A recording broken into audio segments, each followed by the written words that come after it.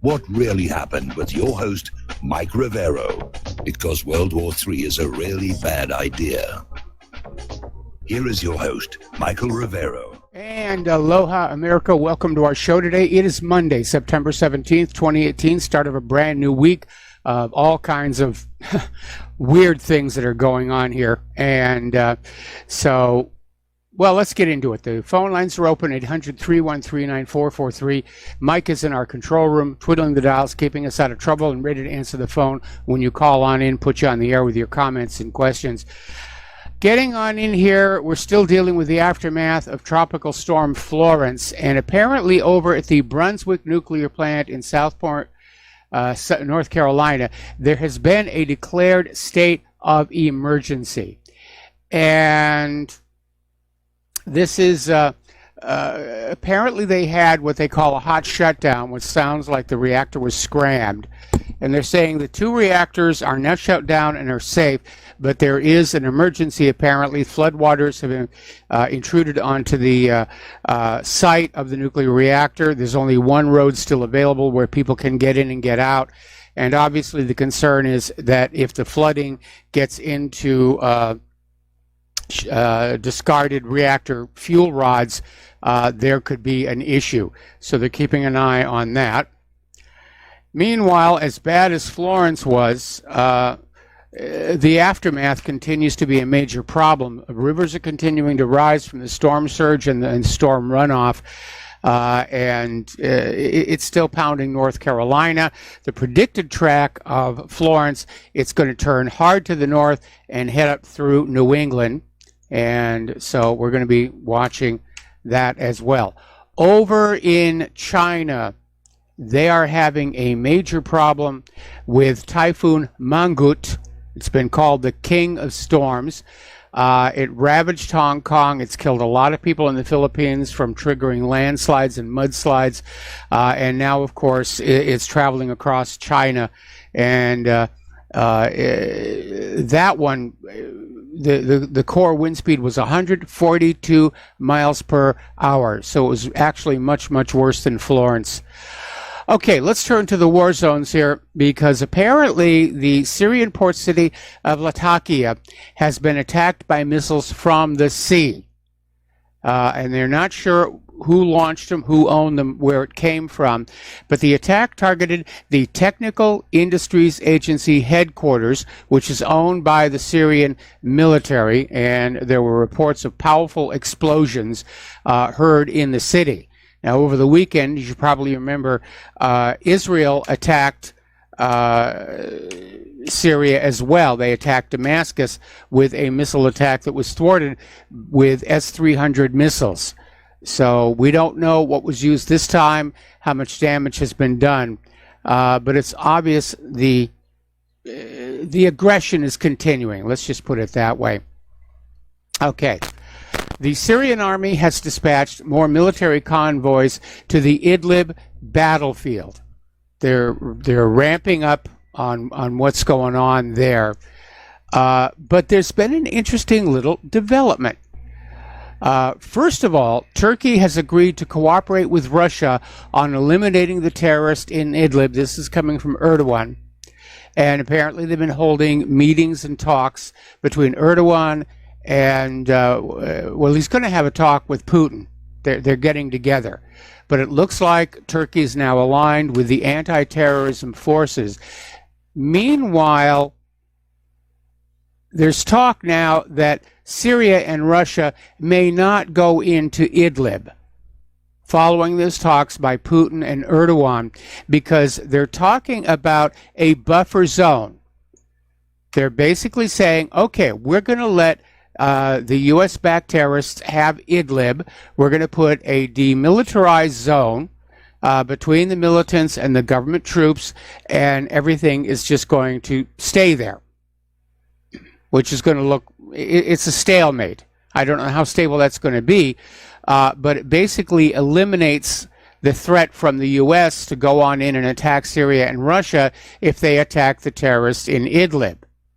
So Putin has once again proven he's a statesman. He's found a solution that avoids conflict. Now, of course, The wild card here is if the U.S. goes on in with a false flag chemical weapon attack and escalates the war themselves. And, of course, the other wild card is the terrorists in Idlib, whether they're willing to just sort of hunker down and sit there for a while. Okay, we're going to go ahead and grab a phone call from Jim in Chicago. Aloha, Jim. Welcome to the show. What's on your mind? Hello, Michael. A couple of things regarding Brett Kavanaugh, the nominee to be the next Supreme Court justice. This young lady that's coming forward now, I don't know if it's true or not, but at least they should allow her to speak to the Senate committee to find out what exactly happened, if anything happened at all. And the other thing, which I find very disturbing about Brett Kavanaugh, how in the hell do you obtain or get a $300,000 gambling debt taken care of? I'm sorry, whose debt was this? You know, the Supreme Court nominee. Okay, Kavanaugh had a $300,000 gambling debt that just went away? I hadn't heard that. Yeah. You have not heard that? Yeah, they were talking about it all last week, and it's something that a lot of people don't want to focus on, but he had a $300,000 gambling debt, then within a month it just went away. And I find that very strange, considering he only makes less than $200,000 a year.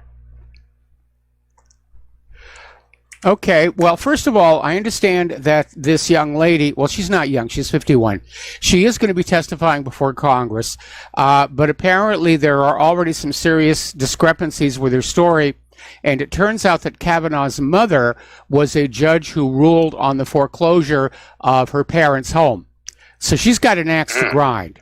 And she's a social justice warrior. She's hard left. Apparently, she spent this last weekend deleting all of her social media history because it's very obvious she's extreme left wing, and there's a political motive clearly at work here. Right, and I did not know about her mother. Where'd you find that? It's actually all over the news today, and we've got several articles about that at the front page of whatreallyhappened.com. Okay. But apparently, you know, this woman didn't report the alleged assault at the time it happened.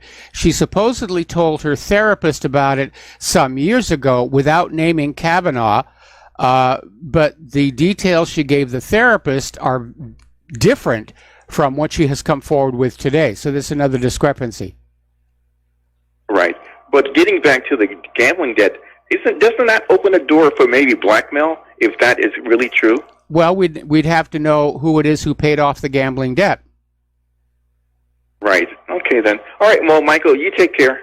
All right, thanks an awful lot. We're going to let you go here, and the phone lines are open again. Now, we're going to do a shout-out to our on-air affiliates who are just now rejoining the network. Interestingly enough, there is a theory being floated that Russia, following the U.S. model, may declare a no-fly zone over all of Syria. And there would be nothing to prevent them from doing that, and they would say that only Syrian and Russian and Turkish aircraft would be allowed into the airspace, and anybody else intruding runs the risk of being shot down.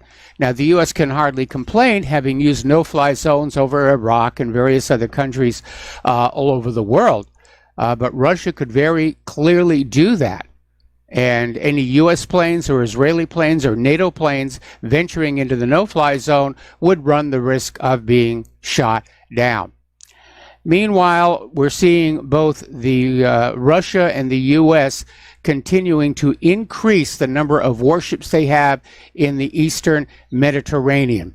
And in a sign of the growing closeness between China and Russia, China has now ordered their navy to support Russia in Syria. So China is stepping on in there as well. This in the aftermath of those war games that sent a clear signal. China and Russia are going to team up. Now then, Republican Congressman Adam Kinzinger went on TV and was basically lashing out at Hawaii's Congresswoman Tulsi Gabbard for her controversial decision to meet with Assad back in 2017. And then he referred to Syrian President Bashar Assad as the butcher of Baghdad. Okay, Congressman, Baghdad is in Iraq. Assad is the president of Syria. It's two completely different countries. Boy, oh boy, is that the best that we can get into Congress? They don't even know their geography. The United Nations envoy is visiting Yemen, and it is a humanitarian disaster. People are down to eating leaves off of plants there. And Saudi Arabia, of course, is intensifying its invasion and its attack on Hodeidah. Apparently, yesterday, Saudi warplanes killed 7 civilians, including women and children, in Baida, attacking the central Yemenese province town of Radman. 8 others were wounded in the attack. So it is an absolute humanitarian disaster. If the Saudis close the port of Hodeidah, it's going to be very difficult to get any kind of humanitarian assistance in there. Now, I'd like to remind everybody, of course, that starvation of a population, of a civil population, intentional starvation of a civil population is a crime against humanity. It's considered a war crime, but that seems to be what Saudi Arabia is getting ready to do. Okay. Article coming out of Press TV. Zionists like Sheldon Adelson pushed Trump to pull out of the Iran nuclear deal. And this is coming from James Fetzer, who is a political philosopher, and he was being interviewed on Press TV. And Fetzer said that Trump pulled out of the Iran nuclear deal for no good reason whatsoever. And I'm perfectly in agreement with that. U.S. intelligence services on several occasions, including the Mossad, had confirmed the Iranian government was not pursuing nuclear weapons. But all of this came out of Adelson, who's this billionaire casino owner, and he's a Republican Party funder, and he's one of Trump's strong backers. And he just said, pull out of the deal. We want to go to war with Iran, pull out of the deal. And Trump said, yes, sir, yes, sir, yes, sir. Now, a senior member of Parliament is warning of Iran's tough response to the EU's defiance of the JCPOA undertakings. This is coming from the chairman of the Iranian Parliament's Nuclear Committee, Mojtaba Zanur, underlined that the European states should take practical steps to protect the 2015 nuclear deal or face Tehran's tough and unprecedented reaction. Now, what's going on here is that the U.S. is putting tremendous pressure on the other signers of the nuclear deal for them to pull on out and join with the U.S. in imposing sanctions on Iran. Now, Europe doesn't want to do this. These other countries don't want to do this because every time they go along with another program of U.S. sanctions or tariffs, it hurts their own economy. And they're really kind of getting fed up with that. So Europe has been resisting the arm twisting, but Iran is obviously concerned that at some point the United States throwing more sanctions on Europe might convince them to basically change their policy. Right now, as far as Iran and the rest of the signatories to the nuclear deal are concerned, it's still in place. And the IAEA has confirmed time and again, Iran is fully in compliance with the nuclear deal. But of course, if the deal falls apart, then Iran could go back to enriching uranium and possibly looking at the development of nuclear weapons for real.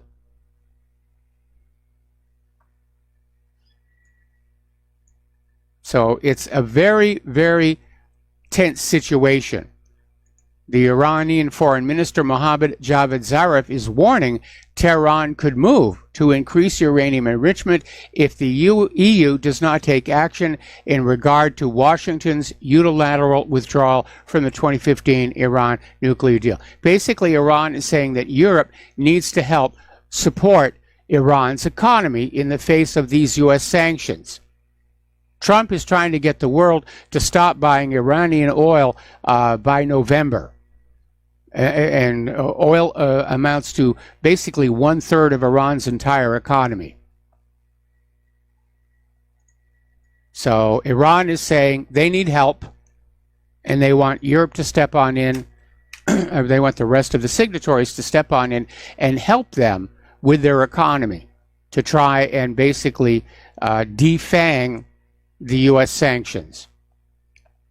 Now, the new Speaker of Iraq's parliament, Mohammed Rikan Hadid al-Halbusi, is praising Iran's role in the country's liberation from terrorist groups and said, in the era of unfair sanctions against Iran, the Iraqi nation will side with the Islamic Republic. Now, that is a major, major deal there. It's basically signaled that the United States has, in fact, lost control of the Iraq government.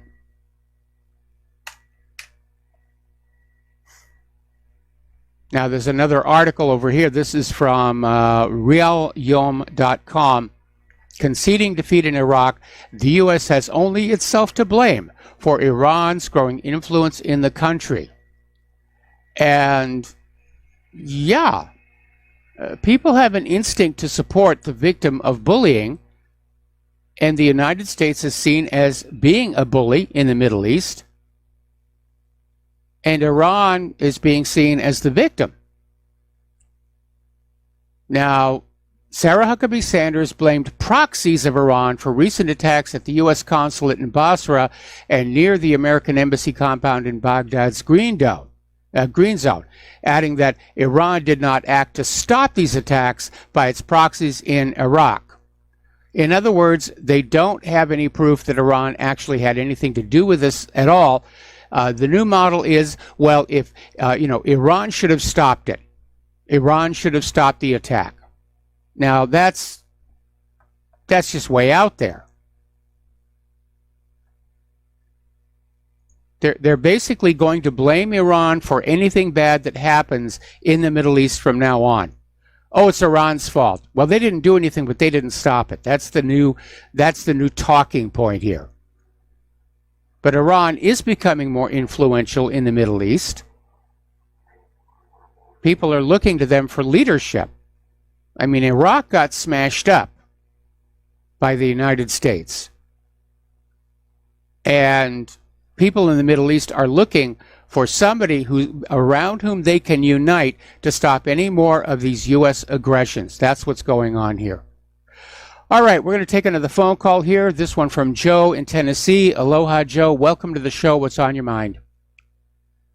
Well, I'm just enjoying this farce with the Kavanaugh whole incident. I mean, I got to tell you, I never really liked this guy because of the connection with the Vince Foster.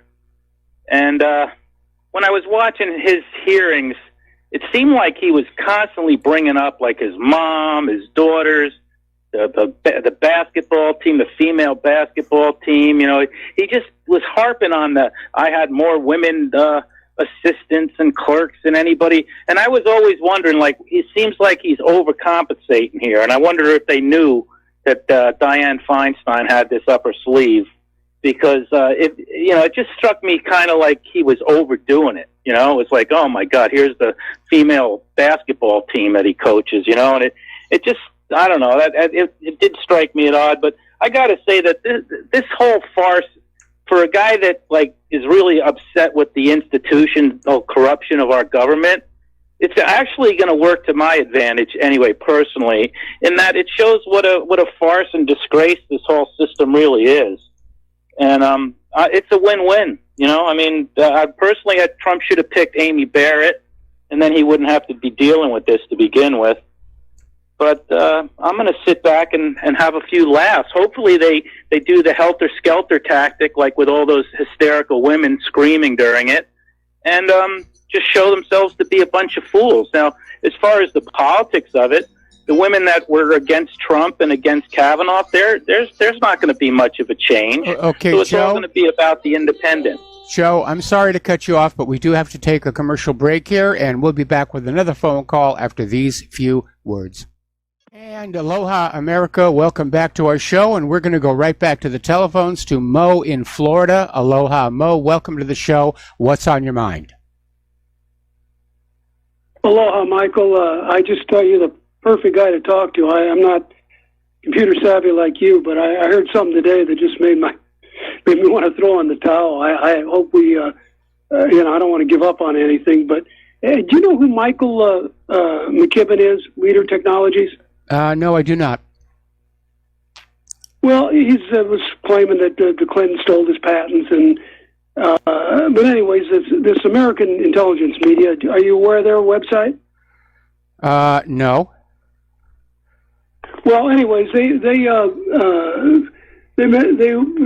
were discussing this today that the Clintons have the encryption keys to every computer out there on the planet, basically, and they can get into anybody's computer, with these encryption keys, and it kind of explains why they're on top of everything before, they know what's happening before. They can get into the FBI, Lockheed Martin. I don't know. This just blew me away. I don't think it's, it's something that, this is not made up. But it kind of they don't everything. need encryption keys, plural. The Microsoft operating system has been backdoored, going all the way back to NT, and that was revealed because when they put out one of the cuts of NT for developers, they forgot to strip out what's called the symbol table information on the executable, and they revealed that in addition to their own internal cryptographic key, then there was also an NSA key, and I presume that the same thing has been done for the Macintosh operating system.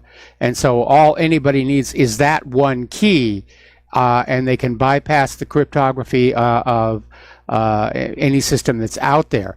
As far as logging into the computer, we know that there's all kinds of backdoors out there. Do the Clintons have them? Yeah, maybe. Do I think Hillary Clinton is a computer whiz? Not really, considering the way that she set up her private email server. I don't think she's a computer expert, but we do know that short of writing your own system of encryption, there's no way to guarantee your privacy with anything on your computer or online. Yeah, I know she's not a computer expert, but she's on top of the information before anything comes down, which could explain why. Why a lot of these people end up missing, or the files are erased, or whatever. But they claim it started with Rose's law firm and this whole patent. She was a patent attorney, and evidently she got a hold of this stuff, and she can get in any computer, whether it's Comey's or one of the major military industrial complex computers. And I just thought it was something I didn't know.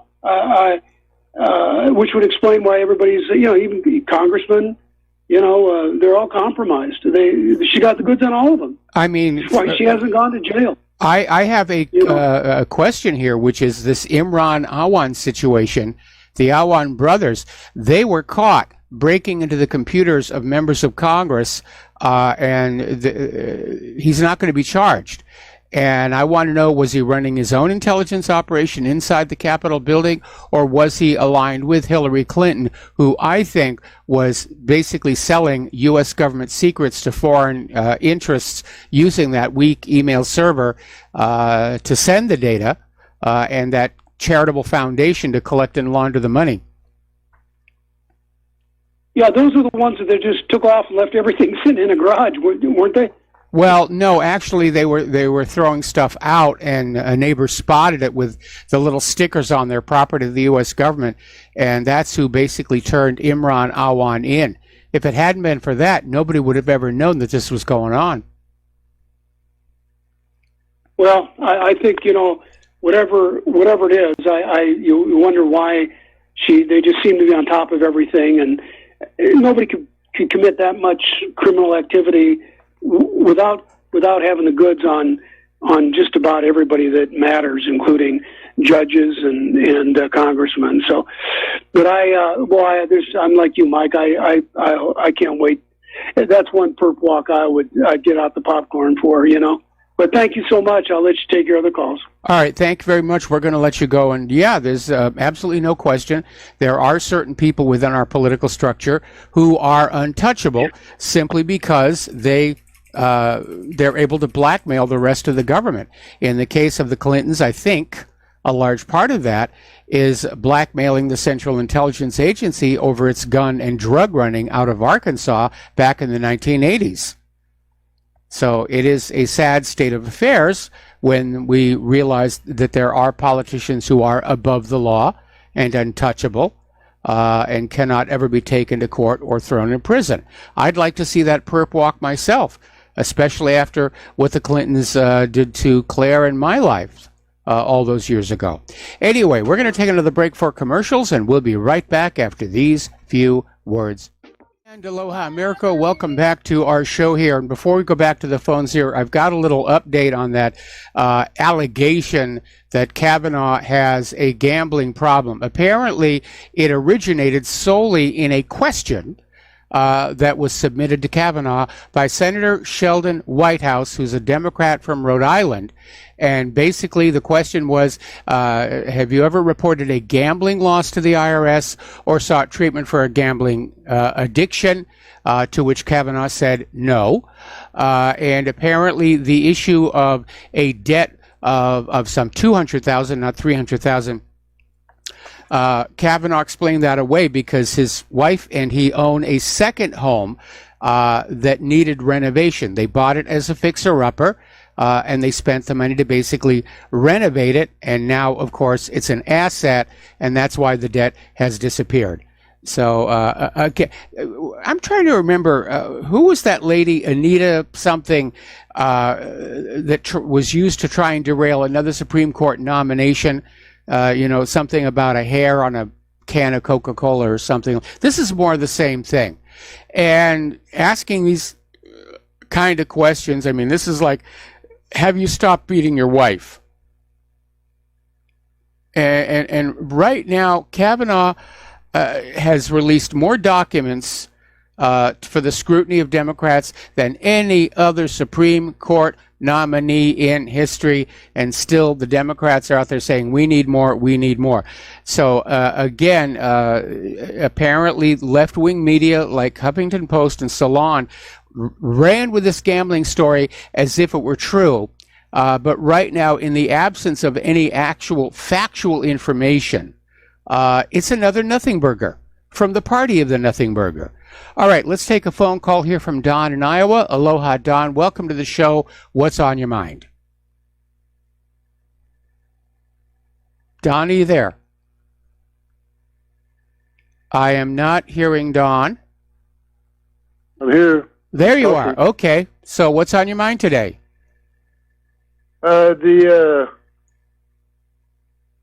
they're saying now is Chuck Grassley says they will hold the vote on Kavanaugh on Thursday, despite the decades-old accusations. So that's good. If they go ahead and hold the vote, people vote him down. They're just stupid. I mean, they just look so foolish. This guy is not. They can. I mean, what are they going to do if they vote him down? Then Trump will put somebody more conservative up, and sooner or later they're going to have to approve. In the Senate, even if the Democrats take the House, that has nothing to do with this. This is a Senate thing confirming the nomination, right? Yes. So he's got 2 more years to get somebody even more conservative and throw him in there. Or well, one of these women. If the Democrats take the House in November, it's going to be an obstructionist Congress. They're going to try and find some reason to impeach him. I mean, we know that they're using illegal immigrants to try and steal the House. They're probably doing exactly the same thing for the Senate. It's going to be a wild election in November. Yeah, I don't think the Democrats have much of a chance of taking the Senate, though, is what they're saying. So, I mean, anything's possible. But anyway, Grassley, he can be pretty tough after a while. He was the one that when the guy Spartacus, Cory Booker, Yes. Kept saying, and Grassley looked at him. He says, he says, how many times you got to keep saying exactly the same thing 3 or 4 times? That was just what Cory Booker was saying. He was trying to say, he just kept repeating himself. But Grassley says now they're going to hold the vote on Thursday, so that'll be it. Either vote for him or vote against him, and he's probably going to be voted in. It's just Feinstein is trying to look like a fool, which is what she is, because they want to elect a fool because her district is nothing but fools. Okay, I'll let you go, Mike. Bye. All right, thanks an awful lot here, and I just had a couple of listeners write on. It was Anita Hill when Clarence Thomas was being confirmed, and they were just trying to kick this stuff up, and this feels like more of the same. This woman who's accusing Kavanaugh of assault, this happened back in high school, and it was never reported. It's just too convenient, and she's a snowflake social justice warrior. Okay, getting on back to the war zones here. Apparently, over in Saudi Arabia, who is very good friends with the United States government, they are keeping more than 2,500 anti-regime activists behind bars as part of a crackdown led by Crown Prince Mohammed bin Salman against Muslim preachers, members of the press, and intellectuals in Saudi Arabia. And the rights group Prisoners of Conscience, which is an independent, non-governmental organization advocating human rights in Saudi Arabia, announced in a post on its Twitter page that at least 2,613 people, among them lawyers, judges, academicians, and scholars, are currently languishing in Saudi jails and detention centers. So, there are good buddies, so we're not going to say anything about what they're doing here. Here's a very interesting article. This came out of Press TV. The Israeli Army's ombudsman, Major General Yitzhak Brick, has harshly criticized Israel's military readiness for wars. And he basically came on out and said Israel's weak army is not ready for war, which is why Israel has the Americans do all their fighting for them. So there's apparently a concern that while Israel's mechanized forces, missiles and so forth, are okay, their actual boots on the ground military aren't that good, which was kind of obvious from the last 2 attempts to go on in and capture Lebanon. Really didn't work that well. Now, there is a poll out that shows the majority of Americans agree that aid to Israel should be limited on the issue of its nuclear weapons. You've got the Arms Export Control Act limitations. You've got the Symington Amendment to the Foreign Appropriations Act. You've got the Glenn Act, all of which say the United States may not send any money to any nation in possession of nuclear weapons technology that refuses to sign the Nuclear Non-Proliferation Treaty and refuses IAEA inspections. And that's Israel. They will not sign the NNPT. They will not allow inspections. And yet the U.S. government illegally continues to send them your money. NATO is rattling their sabers again and saying that they might invoke Article 5, which is the Let's Go to War article, if there is a cyber attack by Russia. So now hacking is an act of war. The problem with that, of course, is the hacking attack could come from anywhere. It's a very easy false flag to do. All you need to do is compromise a couple of computers inside Russia, and you could launch a cyber attack that appeared to come from Russia. And we already know they're running up the propaganda about Russia. They're already selling us this idea. We have to hate the Russians. And I don't hate the Russians. I'm a big boy. I can decide for myself who my friends and enemies are. A lot of people are very concerned over the fact that China is about to take over operation of Israel's largest port. Now, China is very good at running ports. And they're basically in charge of Panama, the Panama Canal. They're now in charge of that. And this is something they're very good at. But there is a concern that China running the port at Haifa might be a little bit of an impediment to U.S. naval operations, because the U.S. Sixth Fleet sends a lot of their warships in there for port, to dock, to replenish. So China is, this is a contract that was signed back in 2015. It's a 25-year contract, and a lot of people are saying, no, this was not a good thing, especially with all the growing hostility between the United States and China. Well, let me ask you a little question here. Who's responsible for that hostility? I don't think it's China. Okay. Apparently, over in the White House, there's a bit of a disagreement right now regarding North Korea between SecDef Mattis and Donald Trump. And General Mattis, General Kelly, and the Pentagon top brass simply do not see eye to eye with Donald Trump on a whole host of issues, including the withdrawal of troops from the Korean Peninsula. Now, Trump's position is why South Korea and Japan, who are both wealthy and developed nations, have to mooch off the U.S. military security protection and not bear the burden for their own defense, which is a very valid point. Trump is asking why the American military presence is even needed in East Asia. Now, from the Pentagon's point of view, every time they're garrisoning a country, it means two things: more money to spend, more money to play with, and two, it does sort of encourage the governments of those nations to go along with the U.S. agenda. They're less likely to go their own way if there's a permanent U.S. military presence in their country, as there are now in most of the countries around the world. The head of Samsung is going to visit North Korea this week, along with the heads of other top South Korean corporations. Moon Jae-in and Kim Jong-un are going to meet during the visit. This is the first trip to Pyongyang by a sitting South Korean president since 2007.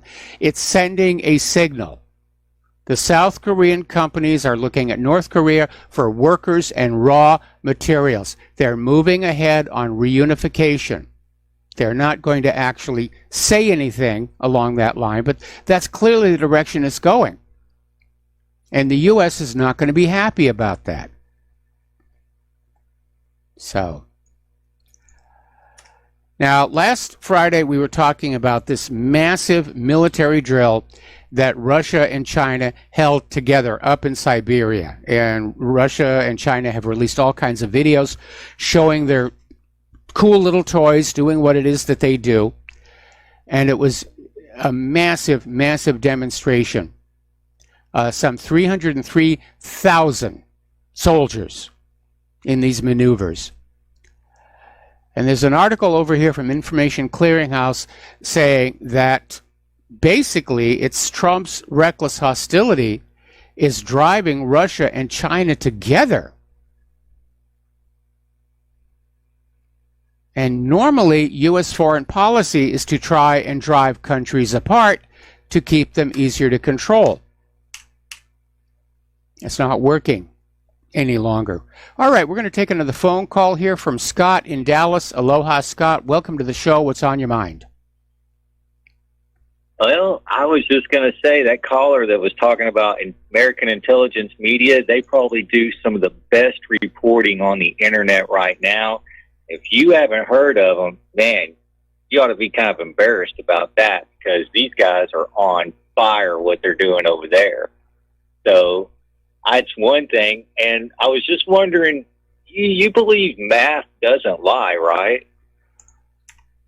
Well, math can be made to lie. Well, how can math be made to lie? If your initial input data is questionable, it's like they say about computers, the Geiger law, garbage in, garbage out. I mean, look at epicycles. Epicycles is the longest running scientific goof in history, but it was backed up by solid mathematics. Well, what about like the formula? I mean, formulas for, let's just say, the curvature of the Earth. Do you know what that formula even is? I mean, you know what the rate of fall is, right? Yeah, I mean, the whole idea of mathematics is to come up with a formula that replicates reality. But just because somebody has a formula doesn't necessarily guarantee it's going to be accurate. And again, look at all the stuff they did with ClimateGate. Anyway, what's your point? What's the point you're trying to get to? Well, I was just, the formula for the curvature of the Earth, according to mainstream science, is 8 inches per mile squared. So that means the first mile, there's only 8 inches of fall. The second mile, there's 32 inches of fall. So when you go out 50 miles, it should be about 1,600 feet, or basically a 160-story building. So how is it a current naval missile test person that actually teaches to shoot missiles and stuff, they're able to paint a target across the water on the ocean 50 miles when it should be hidden by, a 160-story building, and they're doing it ship to ship? Can you explain that?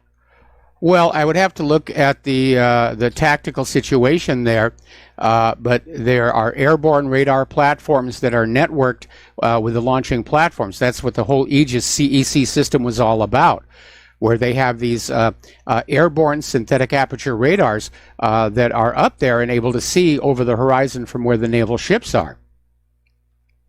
No, we're talking a missile instructor saying that they can sit on a ship and paint another target on another ship 50 miles across the ocean.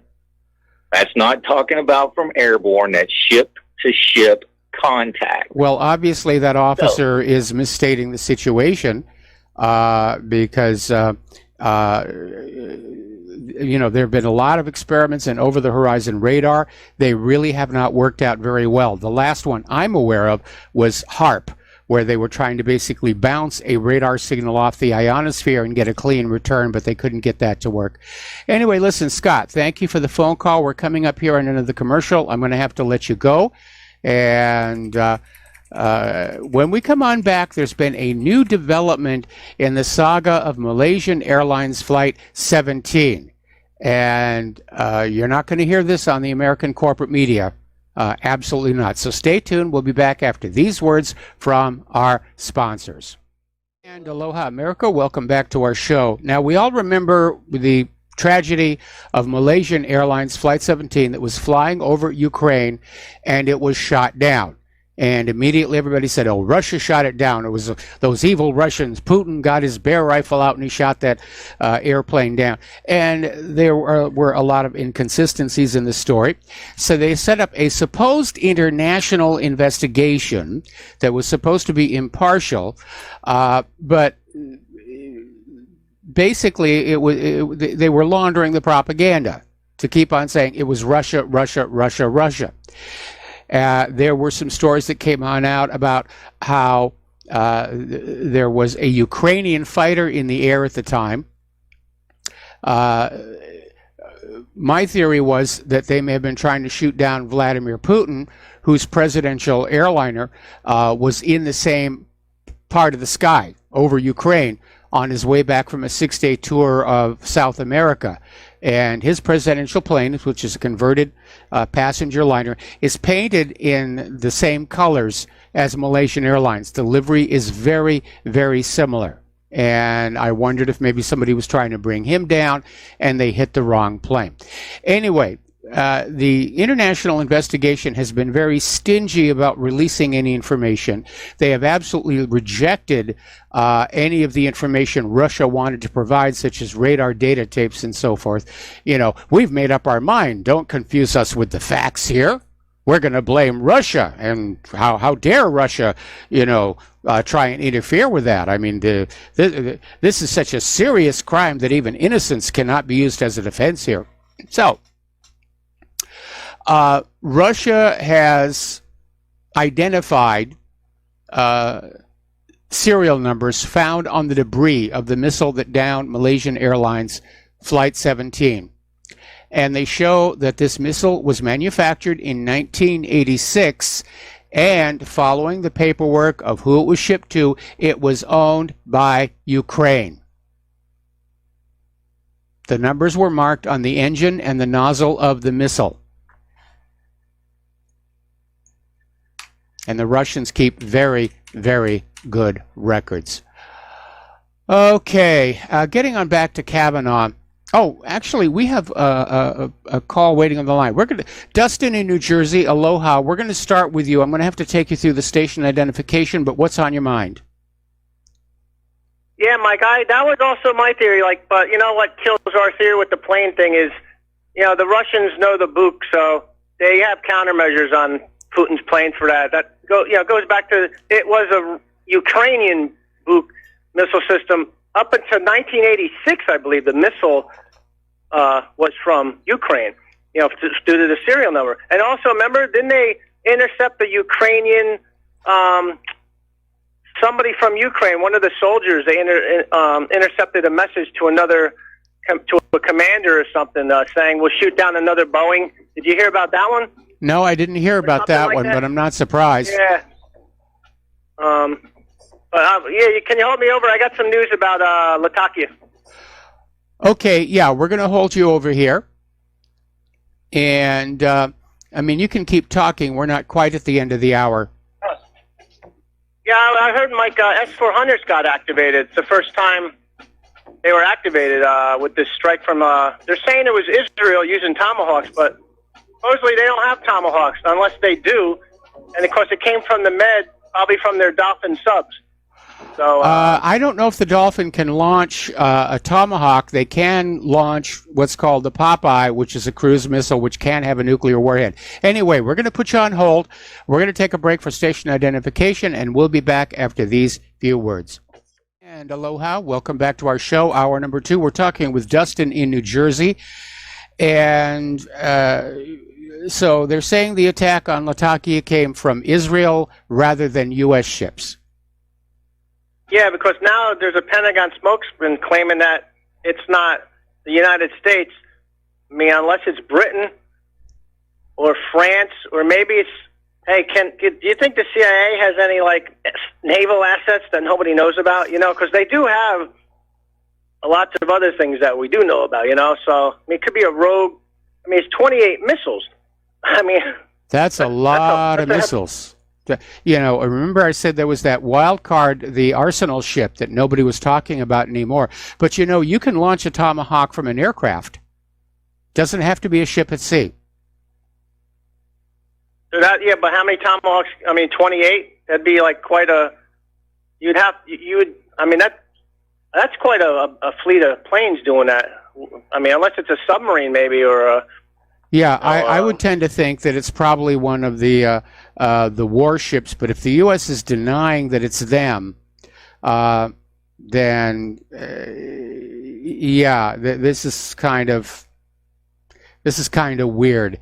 The missiles did come in from the ocean, from the Mediterranean, so it's somebody's naval asset. And you're right; it could be France, it could be Britain. Because the U.S. sells those Tomahawks all over the world. And yes, it could also be Israel using aircraft. You hear, Mike, Pentagon spokesman Navy Commander Sean Robertson tells VOA on Syria claims of engaging missile targets over Latakia. I can unequivocally say this is not us. But okay. They did say Assad gassed his own people, though. So yeah,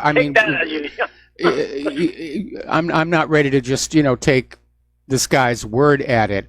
But on the other hand, if the U.S. Did do it, why not take credit for it? Hey, Mike, it hit supposedly a technical institute. Now, didn't they hit a cancer institute in the second strike, remember? Yeah, that was That was when they did, the second strike. They blew up a cancer research center, which apparently had come up with some really effective cancer medications, which may have posed a threat to America's pharmaceutical industry. That may explain why it was targeted. I just still find it amazing how, in all the rubble and smoke, there ain't nobody keeling over. What a fraud that was. What a fraud. Oh, my. Anybody with a brain cell, if you destroy anything chemical weapons, it would linger in the air. People wouldn't be climbing on the rubble. I mean, if anybody knows anything about chlorine gas or anything, you'll be choking and turning purple and blue. You wouldn't be climbing on the rubble for... it's ludicrous, Mike. I mean, it's just, unfortunately, there's a percentage of people out there who are stupid. And it's just a shame that people can't have any critical thinking skills to just figure something out that easy. But, yeah, this ain't over yet. And I keep thinking they already pushed the button for this chemical attack because they said it. So it's still coming, I think. Okay. That's all I got to say, Mike. All right. Thanks an awful lot. We're going to let you go. And the phone lines are now open now. So let's look at this Kavanaugh situation here. Basically, they're pushing for this accuser to testify before Senate, and the leftist media is out there saying this is going to derail Kavanaugh. This is it. We're going to get him with this one, and they're relying, of course, on this California professor Christine Ford, who has come forward to say that she was the victim of an assault by Kavanaugh back in high school. And she doesn't exactly remember where it happened, except that everybody was drunk. Doesn't remember who the host of the party was. Doesn't remember where the house was. And when she told this story to her therapist in 2012, there were no names, and she described a completely different situation involving 4 young men. Now, there's another story that's coming on out here. I mean, this is ridiculous. I know it happened. I know he did it. I can't tell you where, when, or any of the other facts here. But there's a story coming out of 12160 saying that back when Mitt Romney was running against Obama, this same Christine Ford had a fake harassment story ready back then. So we're going to put this up on whatreallyhappened.com on the next commercial break. So apparently this girl has a history of just making this stuff up for political reasons. So we're going to do a shout out now to our on-air affiliates who are just now rejoining our network. And skipping on down here. So anyway, this Christine Ford, who's accusing Kavanaugh of all this, she's an ultra-liberal California psych professor. She's an open borders activist. They don't come more left-wing than that. And as I mentioned earlier in the program, she's got an axe to grind because Brett Kavanaugh's mother was the judge in a foreclosure case against Christine Ford's parents back in 1996. So this is her gotcha. This is her revenge. Clearly she has a motive to make this stuff up. And let's be honest, there's absolutely no proof any of this happened. It's just her word against Brett Kavanaugh's word.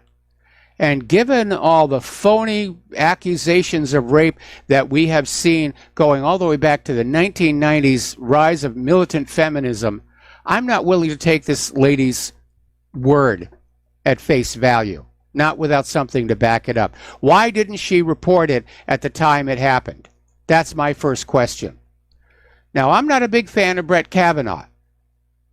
Again, because of his links to the Vince Foster case here. But rules are rules and fair is fair, and I am sick to death of the dirty dealing that we are seeing coming out of the Democratic Party. It makes me absolutely sick.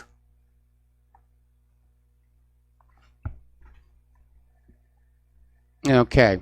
Now, interestingly enough, Christine Ford has an attorney, obviously, Deborah Katz, who's now making the rounds on morning television, saying that, oh, yes, she should be taken seriously. You should always take the word of a woman seriously.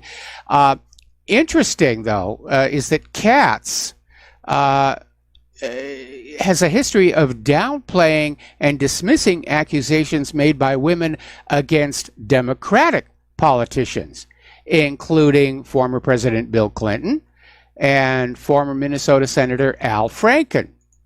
So again, there's a bias there.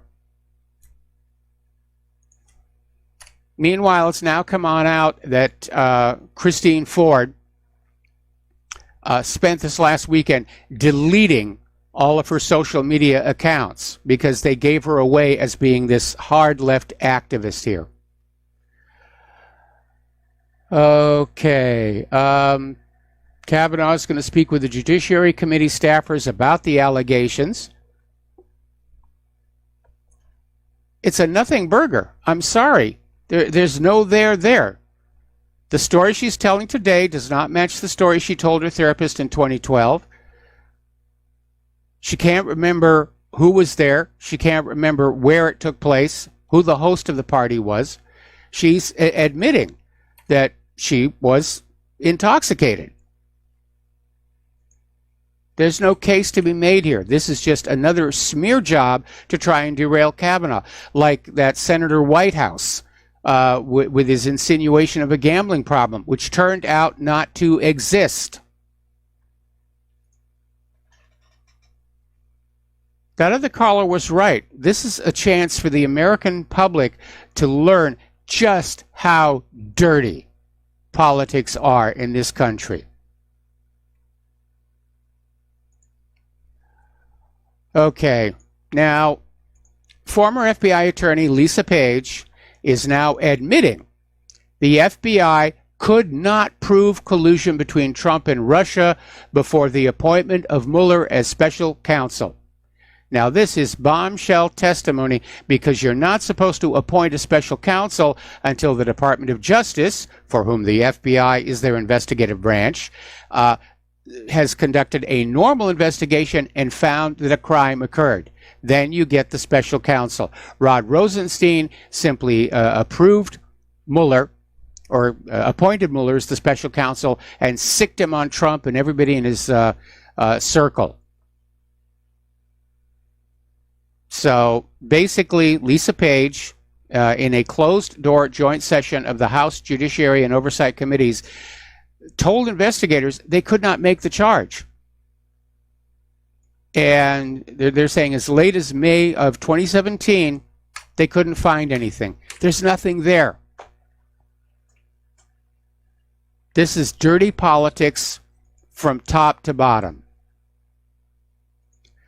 Now, the FISA documents are confirming that the FBI and Department of Justice intentionally misled the FISA court by withholding the fact that Clinton and the Democratic National Committee were behind the Christopher Steele dossier used in the FISA applications. They basically lied. They came up with this dossier, which is a fraud. They go to the FISA court saying, we've got this dossier. Look at all the salacious details in there. Look at what Donald Trump did with the hookers in Moscow. And the FISA court didn't even really hold a hearing. They just rubber stamped the application to make it legal to spy on Trump's associates, Carter Page. And the FBI did this even already aware that the Russians had basically dismissed tried to recruit Carter Page as an asset. They were really not very impressed with him. All right, let's take a phone call here from Fred in Michigan. Aloha. Welcome to the show. What's on your mind? Hey there, Mike. I want to thank Mo in Florida, I believe that is, and Scott in the Lone Star State. They tweaked my memory regarding American Intelligence Media, AIM for Truth.org. I discovered them, I think, this past April. And I did call that in to RBN, to several broadcasts, regarding the fact there is this, one of the first ones I saw is Americans SS, the Senior Executive Service. And they're on YouTube. American Intelligence Media is the name of their YouTube channel. They got a whole array of presentations. And so I saw this, DOJ, there's 500 plus bar esquire attorneys, all of them members of SES. And SES is essentially their own bureaucracy, the way it was established by Jimmy Carter in the, the Civil Rights Reform Act of 1978. I don't have it all down, but let me tell you, this guy, Andrew McKibben, there's like three guys, one of whom is a former NSA guy who is also a former Jesuit. His name is Douglas Gabriel. And they have sort of their own little roundtable discussion. And they give precisely accurate connected details regarding the names of the entities, the agencies, like Circle from UK. Circle is a big-time covert transnational operation, which is connected with Israel, and Israel, the Telpiat program, Unit 8200. Okay, this blew my mind. You see, it isn't just Brendan O'Connell. He has a prominent presence, and he's done some very stellar due diligence in collating all of this evidentiary proof. And unlike me and probably everyone else in the audience, we have never taken it to the streets. We have never confronted the Israeli invader parasites taking over our country. But this guy did over in Perth, Australia, and it nearly cost him his life. But what he does is he proves, even with, and he tells the audience, this is O'Connell, he tells the audience to check out the Times of Israel. All you got to do is search Israel, steals, hijacks, U.S. high-tech military technology, and then sells it to China. Because remember, Alex Jones, the Chi-Coms have taken over, the Chi-Coms, right? Yep. Well, the Chi-Coms are the best customer of Benjamin Bibi Bowel Movement Netanyahu, I say, and that whole cadre. And that whole cadre, by the way, is intimately connected all over the place. So, what we got to do here, Michael, we got to somehow, we have to oppose this. We have to confront it. And other than taking it to the streets, I guess what we have to do is start organizing town hall meetings in our locale with this intel data. And by the way, you and everyone in the audience, remember Michael Herzog? Herzog is the guy who interviewed O'Connell, I think about 10 times when he was with RBN. And then he formed the American Awakening.org. So on the 21st of July, Brendan O'Connell does this Connect the Dots presentation at the American Awakening.org. Well, let me tell you, it is absolutely awesome, man. Okay? And he shows with the Times of Israel, military citations, military journals, etc., how Israel, there's a group called the Binational Industrial Research and Development Foundation. And all of these were set up by Henry Kissinger and Associates back in the 70s. It goes all that far back, man. Okay, Fred, is this coming to a point? Because it just seems like you're kind of rambling around here. What is the point you're trying to make? The point I'm trying to make is what we gotta talk it up. We gotta spread it to our friends and neighbors wherever we can. Even going to, if you have public access in your locale, Mike, they shut it down here in Flintstone Leadwater. They shut it down. But if you have it, go to it and cite these sources. Cite the sources with student groups on college campuses. People that are in metroplexes like Dallas, Fort Worth, etc. Man, they're loaded with opportunities, man. We got to get the word out. We got to organize. We got to stop the funding. Look at what's her name? What's her name? That woman. Oh, geez. IfAmericans.Knew.org. What's her name, Michael? Ellison Ware. Ware. Yeah, Ellison Ware. IfAmericans.Knew.org. She did a UCal Berkeley presentation a year ago about her blind faith support of Israel. She was a proactive Israeli. She was one of those Peace Corps volunteers, one of the originals. Then she got over there and witnessed everything firsthand. And people got to check her out on YouTube. And maybe you can we link to her on a regular basis. Anyway, listen, Fred, I got to let you go. Man. We got to take a break for commercials, and we'll be back in 3 minutes after these few words. And aloha, America. Welcome back to our show. And once again, I have to hold my hand on out and beg piteously for your spare change so that Republic Broadcasting can keep broadcasting for another day. And if you don't donate, we're going to have to start selling off our control room technicians for medical experiments. So the postal address where you can send a check, money order, or if you prefer anonymity cash is Republic Broadcasting Network, 2251 Double Creek Drive, number 302, Round Rock, Texas, 78664. And the phone number where you can make a debit or credit card donation or pledge to be a recurring subscriber is 800-724-2719, extension 1 during business hours, extension 3 at all other times. The network thanks you.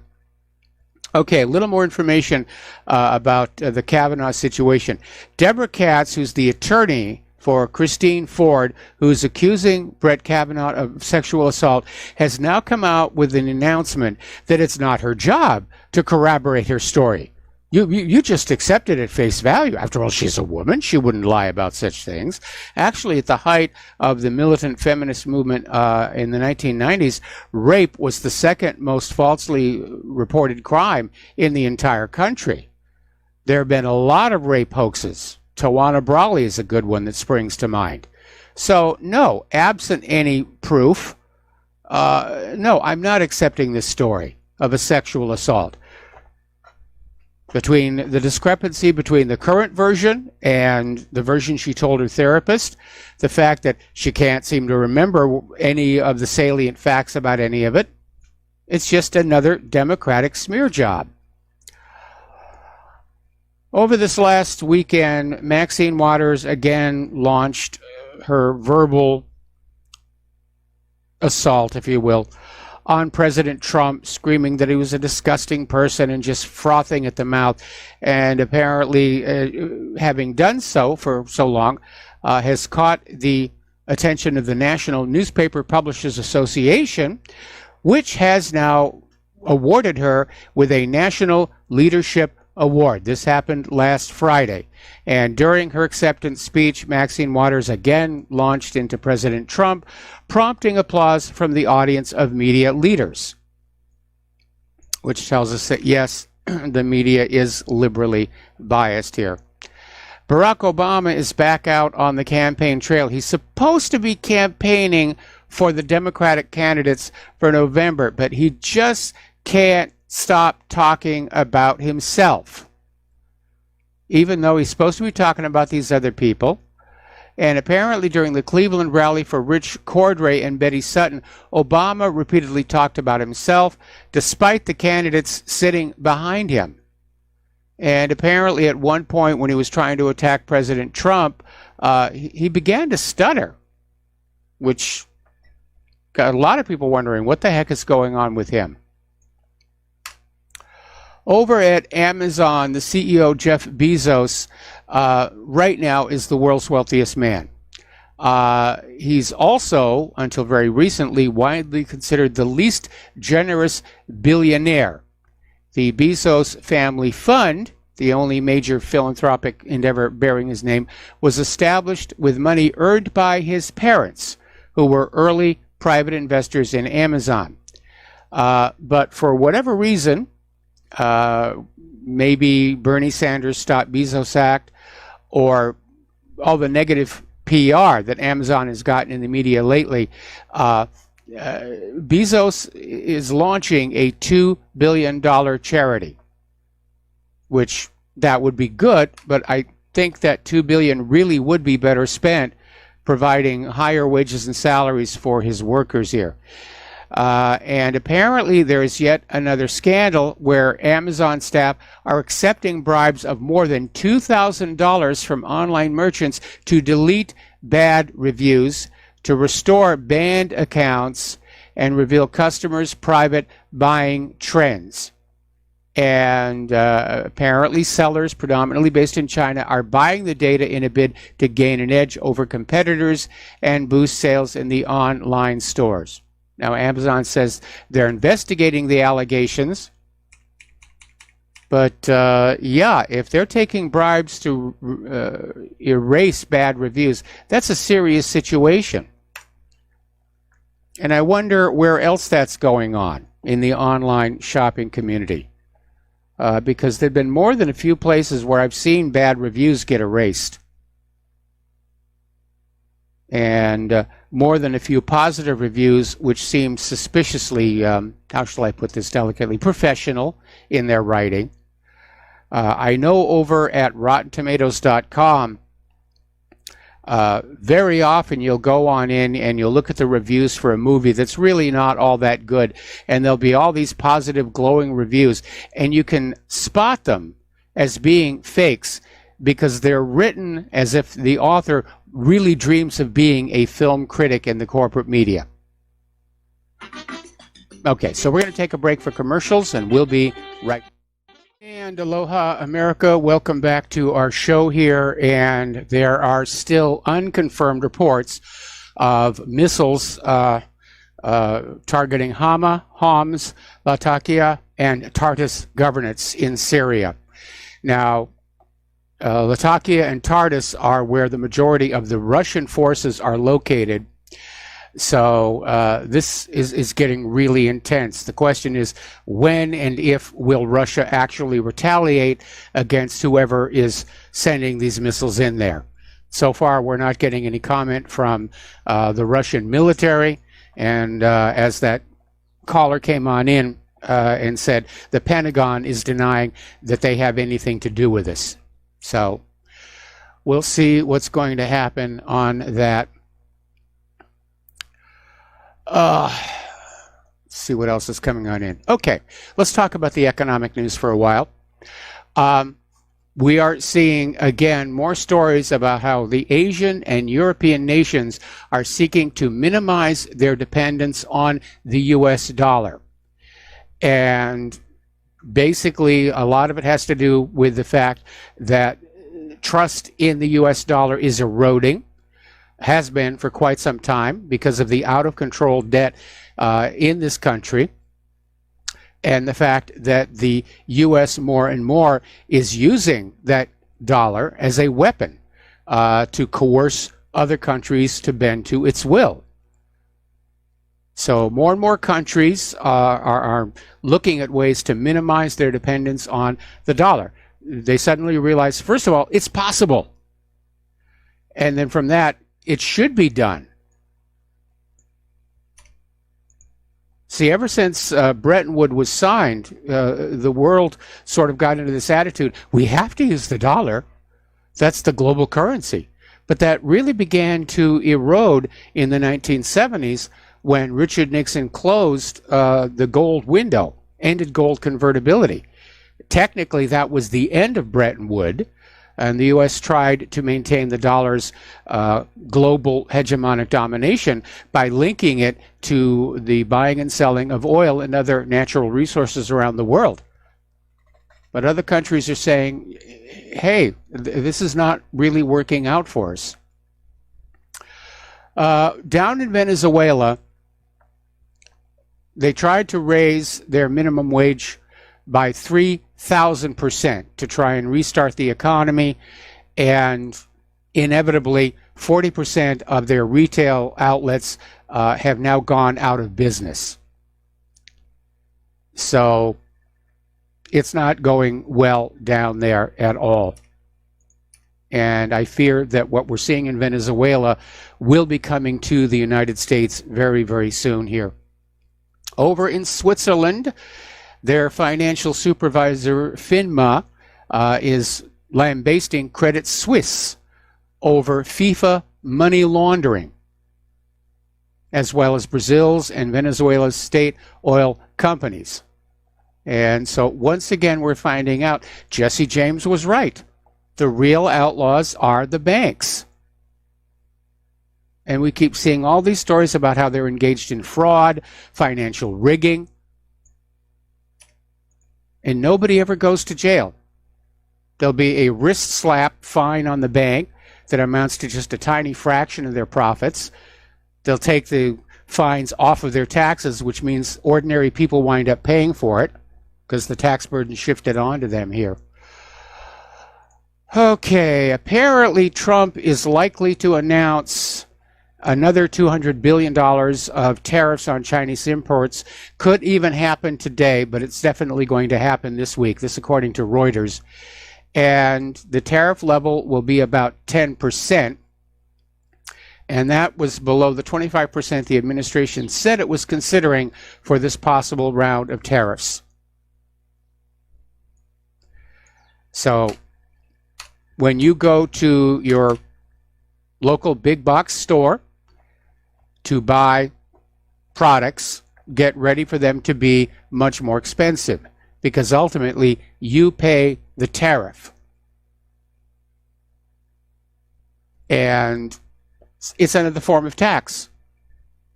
The government gets that money that you are paying when you check out of the big box store.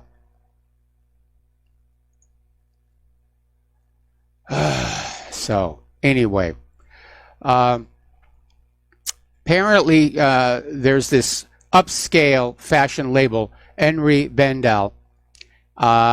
It's been in business 123 years, and it's shutting down all of its 23 stores in the United States, including the flagship location on New York's 5th Avenue. Now, it's going to remain open through the holiday shopping season.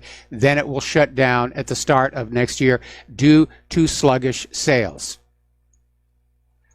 And we're going to see a lot of retailers that are going to be doing that, because ordinary Americans are not able to earn decent wages and salaries in order to go into stores. And the fact that high-end stores like this are now in trouble is telling us that the collapse of the U.S. economy is reaching higher and higher levels within our society. Over in Germany, Merkel is apparently deciding to fire the intelligence chief after remarks made about the Chemnitz unrest. Now, the Chemnitz riots were started when there was a German citizen that was murdered by one of the refugees. And apparently in his comment, the intelligence chief came on out saying that he thought the video showing the alleged attacks by right-wing activists on migrants was a fake. That there was this campaign to try and get the German people to feel sorry for the migrants, the refugees. And he came on out and he said he thinks the video was a fake, it was staged, and he's been fired for that now. Sadiq Khan is now out there once again saying that Brexit should be delayed because they need time for a new referendum. Because we're just going to keep on having referendums until we get the result that we want. Now, they've had a referendum. The British voter has spoken, and the government is supposed to go with the will of the people. That's how democracies work. But Sadiq Khan wants a new referendum, and they're going to try twice as hard to rig it, because there was a lot of fraud detected in the last referendum, all on the side of Remain.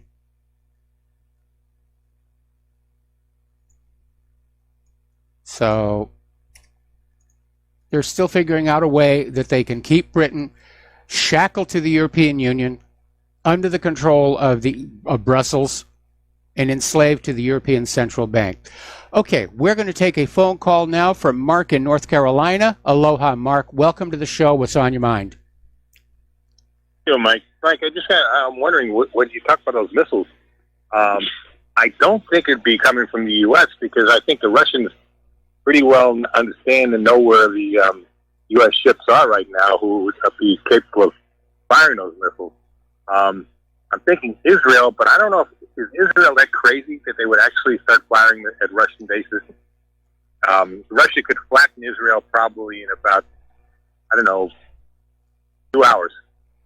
So do you really think they're that crazy that they would do something like that? Yeah, I think they might be that crazy, and I think they're trying to provoke Russia. I mean, earlier in the show, we were reporting on how Putin and Erdogan had basically said they were not going to go into Idlib. They were going to create this demilitarized buffer zone and just let things lie.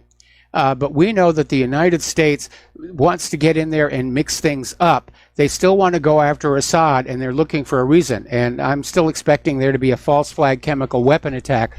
But this definitely looks like an attempt to either provoke Russia. I mean, they could even be thinking that they could convince Russia to leave with all of these attacks. I don't think that's going to happen. Putin is facing a lot of pressure from his own people back home to basically take a stand in Russia's, Russia's interests in the region.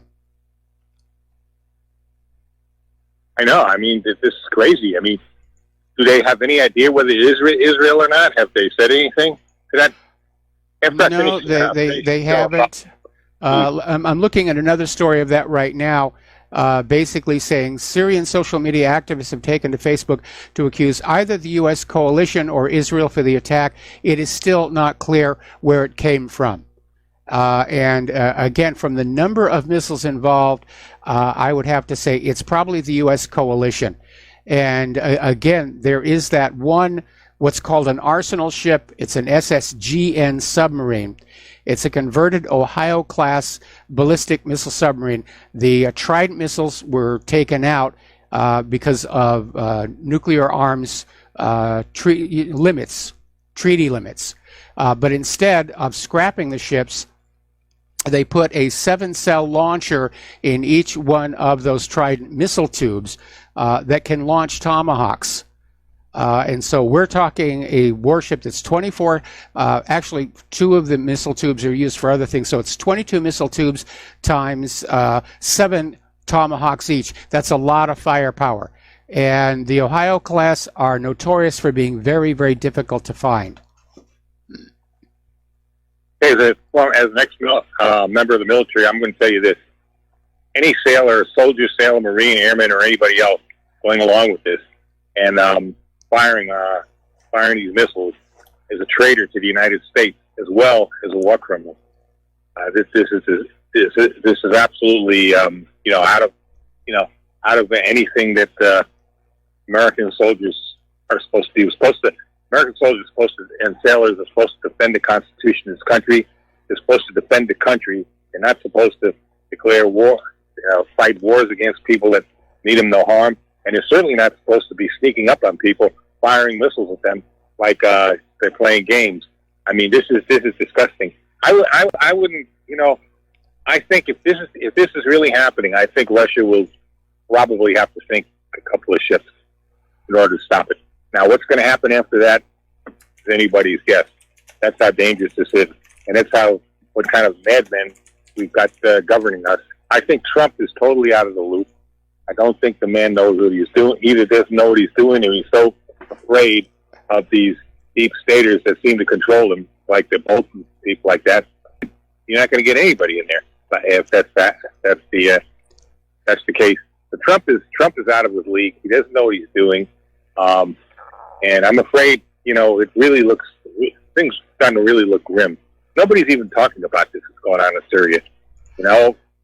Yeah, it's not on the corporate media. I mean, they're still going on about Kavanaugh, and apparently Trump has gone ahead and declassified those FISA documents. So it'll be interesting to see what was underneath all the black marks. But yeah, the corporate media is not talking about any of this stuff going on over Syria, and just how close we are to a direct confrontation with Russia.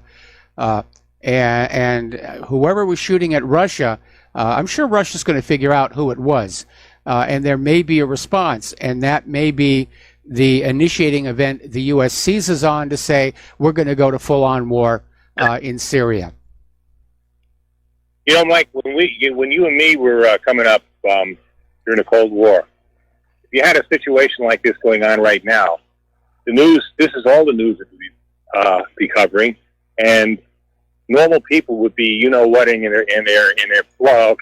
in their pants if this was happening back then, because people were at least tuned into what's going on. I don't know whether it's the cell phones that people are just, so hypnotized they don't know what's going on. Maybe the GMO food. I just don't understand it. We're not going to be able to beat Russia if it comes to a ground war. If it comes to a conventional war, they will kick our butts. Now Yes. the question is, at that point, what happens? How are you going to defeat Russia? I go to YouTube and other things sometimes to watch some of the maneuvers of the Russian military. I mean, they are awesome. They are awesome. Okay, they are motivated. They're in shape. They're ready. Then I notice pictures of our troops. You're starting to see more and more fatties in there.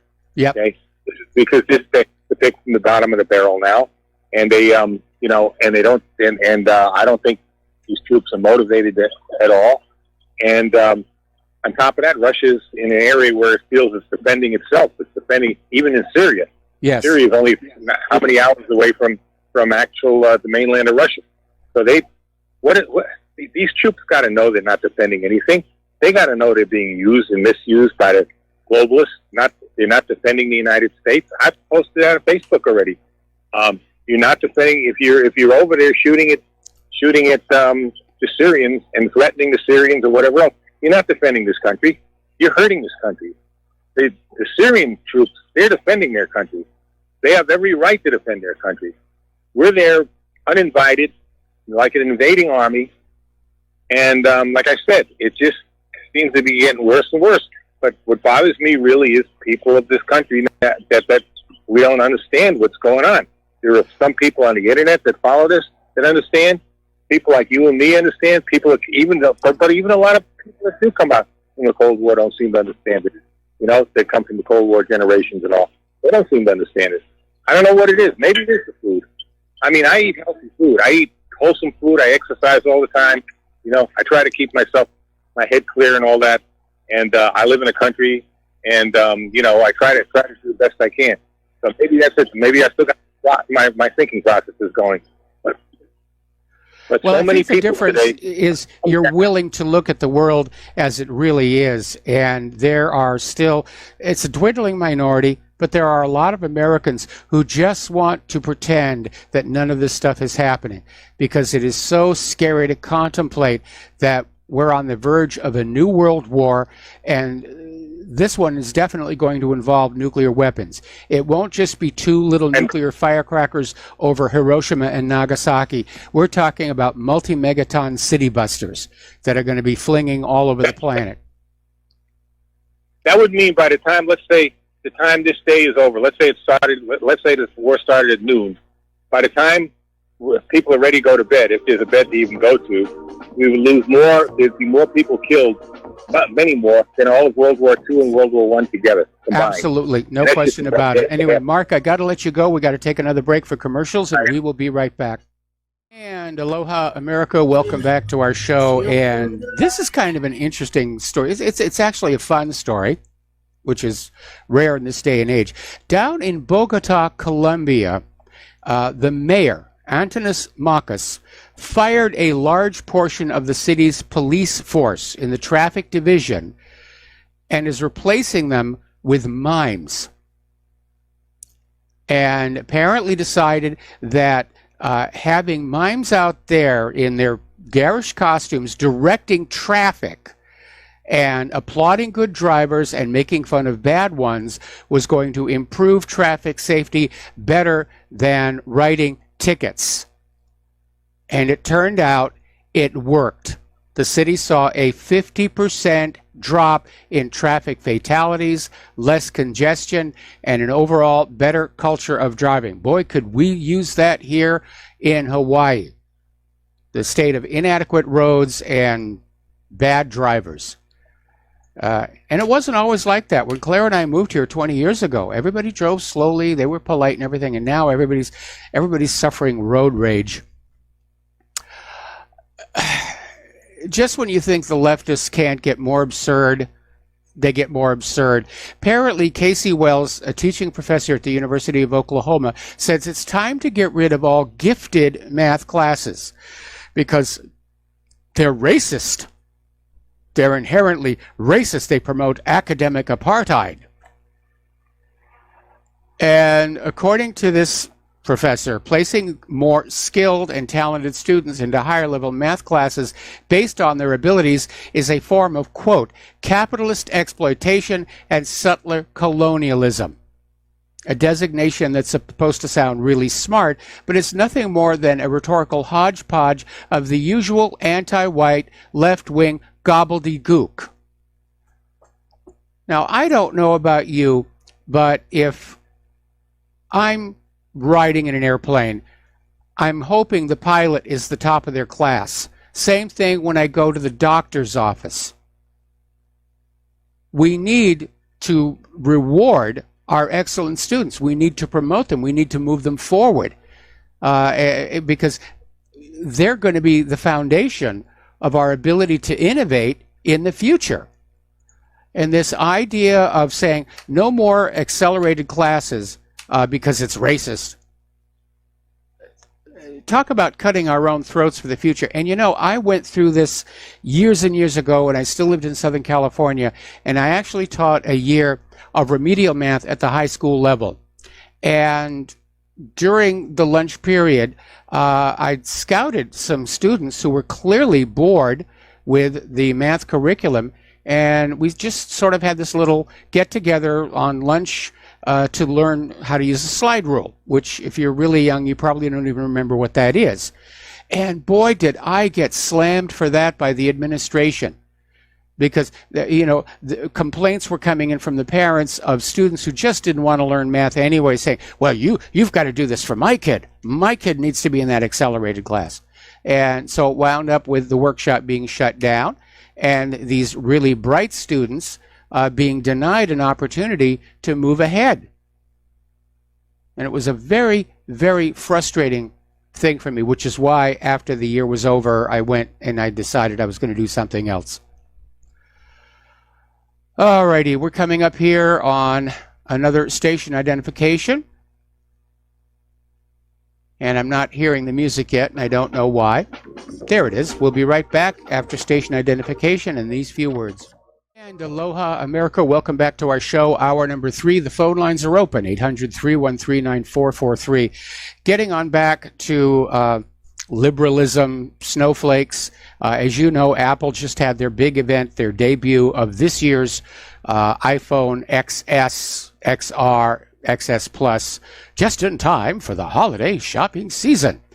And feminists are already complaining that Apple is making the phones, they're too big for women to hold. You know, how dare you do that? You're being unfair to women because these phones are so big. Now, for the record, Claire does not have a problem with her iPhone, which is one of the largest ones you can get. But I mean, that's silly.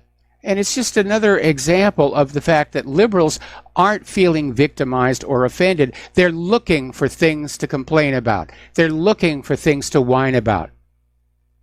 Because that's become the liberals' complete culture, whining and crying and being offended and saying, you know, you've got to stop offending me.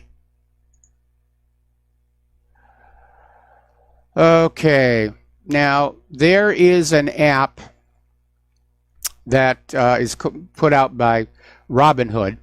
It's an investing app, and apparently it has been caught basically harvesting the user's data in terms of their stock trades and selling them to the high-frequency trading firms on Wall Street. So these high-frequency trading firms know what ordinary people are buying and selling from this data, and they can adjust their trading accordingly so that they make money and you lose it.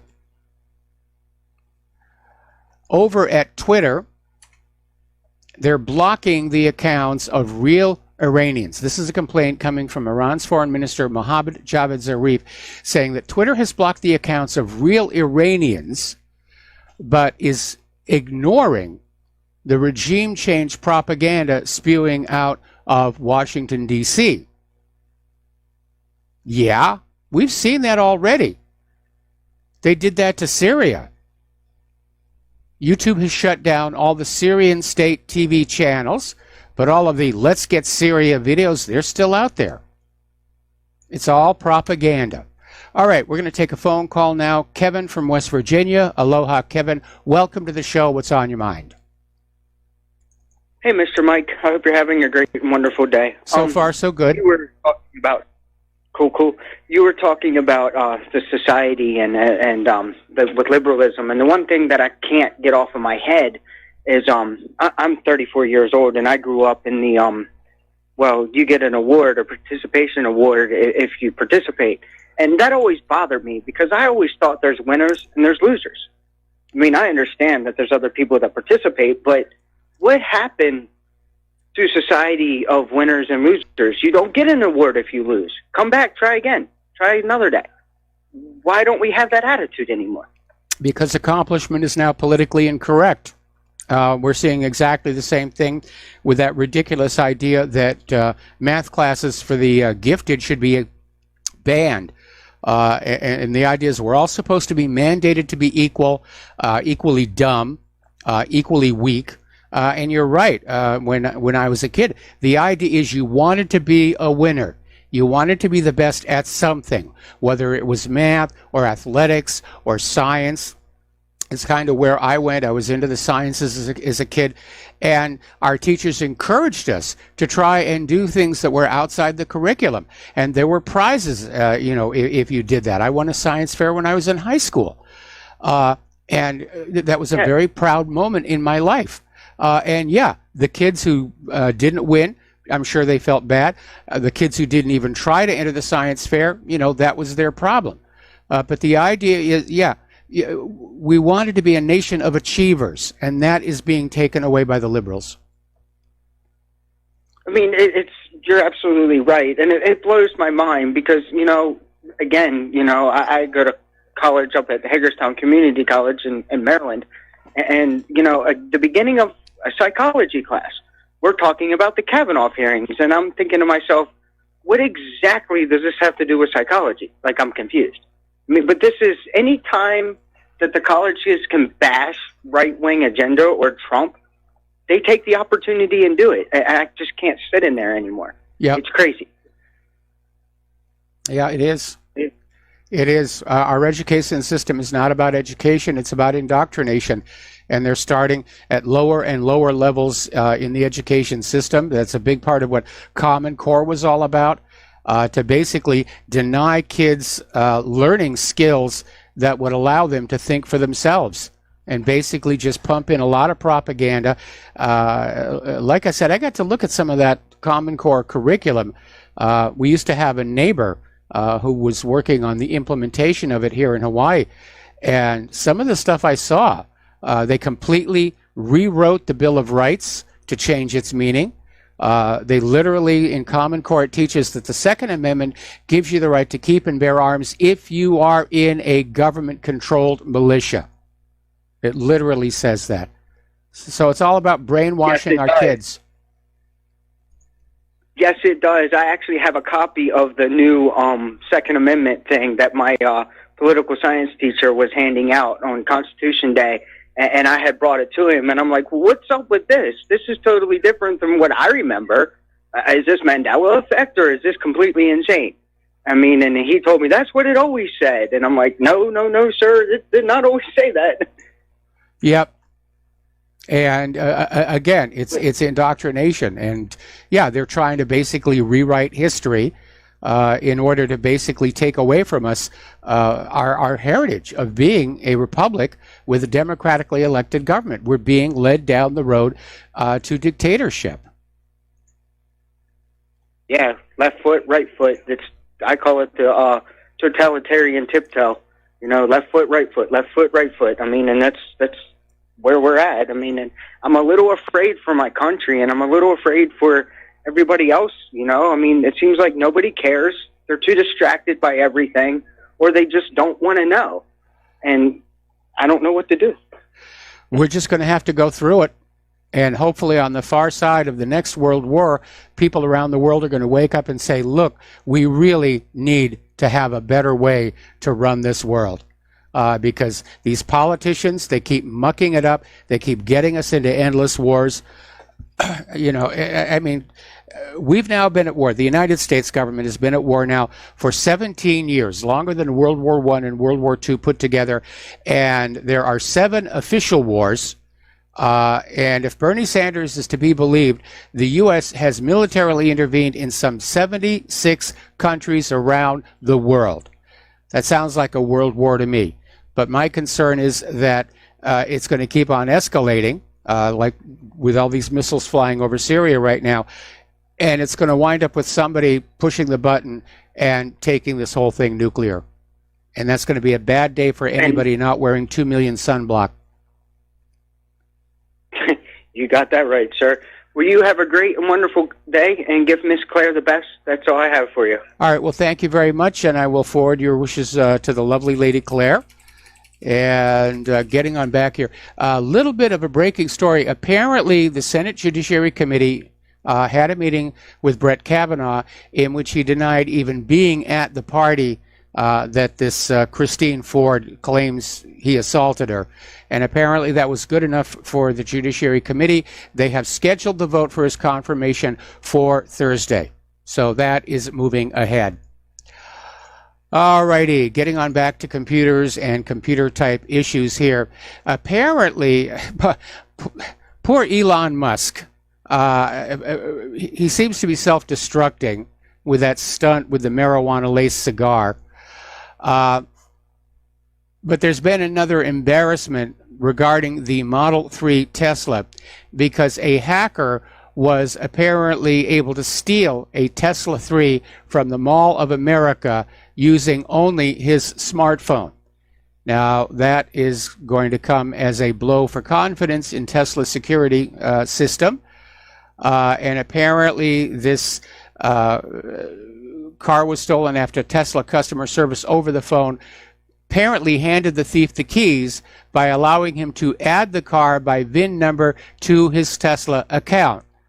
And then the thief made it 1,000 miles before police caught up with him and arrested him. Sometimes I miss the good old-fashioned days of just a regular key that goes into the slot and you turn it. Those things really were very secure if it was a solid lock.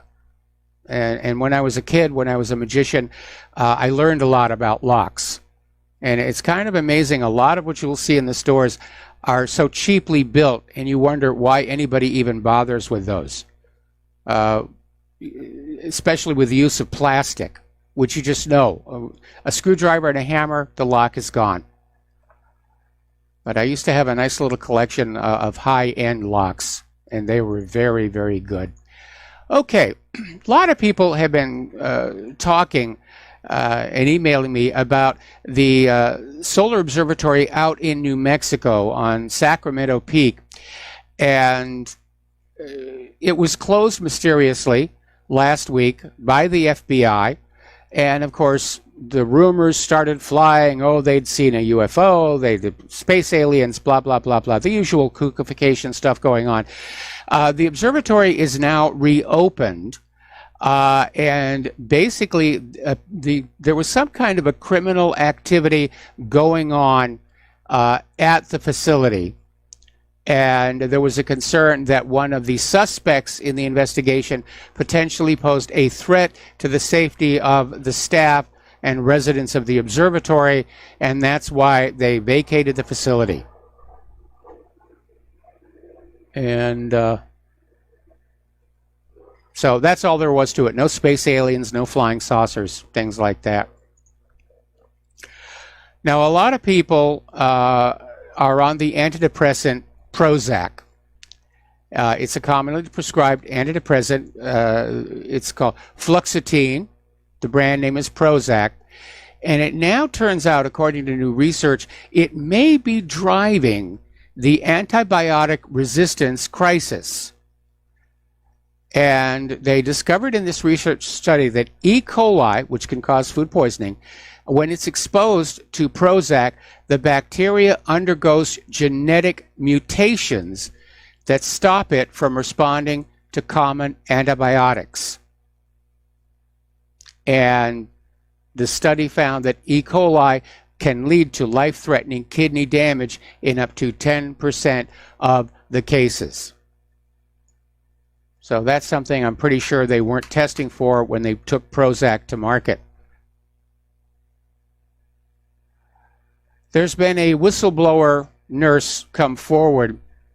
This is a story coming out of vaccineimpact.com. Basically, how hospitals are vaccinating patients literally by force without their knowledge. I mean, if you're in the hospital, you're in the bed, they come in, there's a whole bunch of needles. You really don't know what's in there. And these patients aren't finding out that they've been vaccinated until they get the itemized medical bill and go through that and say, oh, vaccinated for this, vaccinated for that, vaccinated for whatever, which would be okay if it weren't for all of the continuing concerns over whether vaccines are safe or not, if they're even effective. Now, interestingly enough, over in Japan, they banned mandatory vaccinations. This idea that when you're a kid, when you're growing up, you've got to have all these shots. Japan said, no, we're not going to do that. And as a result, Japan has the world's lowest child death rate and the highest life expectancy. So you think about that. Japan has the lowest infant mortality rate on the planet after banning all these mandatory vaccinations like we have in the United States. Now, Japan's anti-vaccination policies are obviously criticized by the vaccine pushers in the U.S., who claim that vaccinating the public promotes health. Well, obviously, from the results that Japan got, that may not be true. Getting on back over to Monsanto land, apparently there's a company up in Oregon, Bob's Red Mill, and they put out what are supposed to be healthy products. And it turned out that their oat products had been sprayed with glyphosate, was contaminated by the weed killer, and it was not disclosed on the label. The labels had phrases like gluten-free, wheat-free, purity tested, all designed to make consumers believe that they were healthy, but they were contaminated with glyphosate, which is a probable human carcinogen. And as a result, Bob's Red Mill is now looking at a class action lawsuit by everybody who has ever bought any of their products. I think that company is not going to be around for very, very much longer. Remember when BPA was around? It was this coating that was put on the inside of cans, water water bottles, things like that. And it was eventually banned because it caused a lot of health issues. And there are a lot of substitutes for BPA were created shortly then after and entered the market. Now there's a new study by Patricia Hunt over at Washington State University and Tegan Horan, also the Washington State University, showing that these new follow-on substitutes for BPA may in fact be causing the same health issues as the original. So, again, where was the FDA on all of this stuff? They just sort of look the other way. Okay. Over at the Free Thought Project, and everybody's ramping up on this. This is a horrible situation.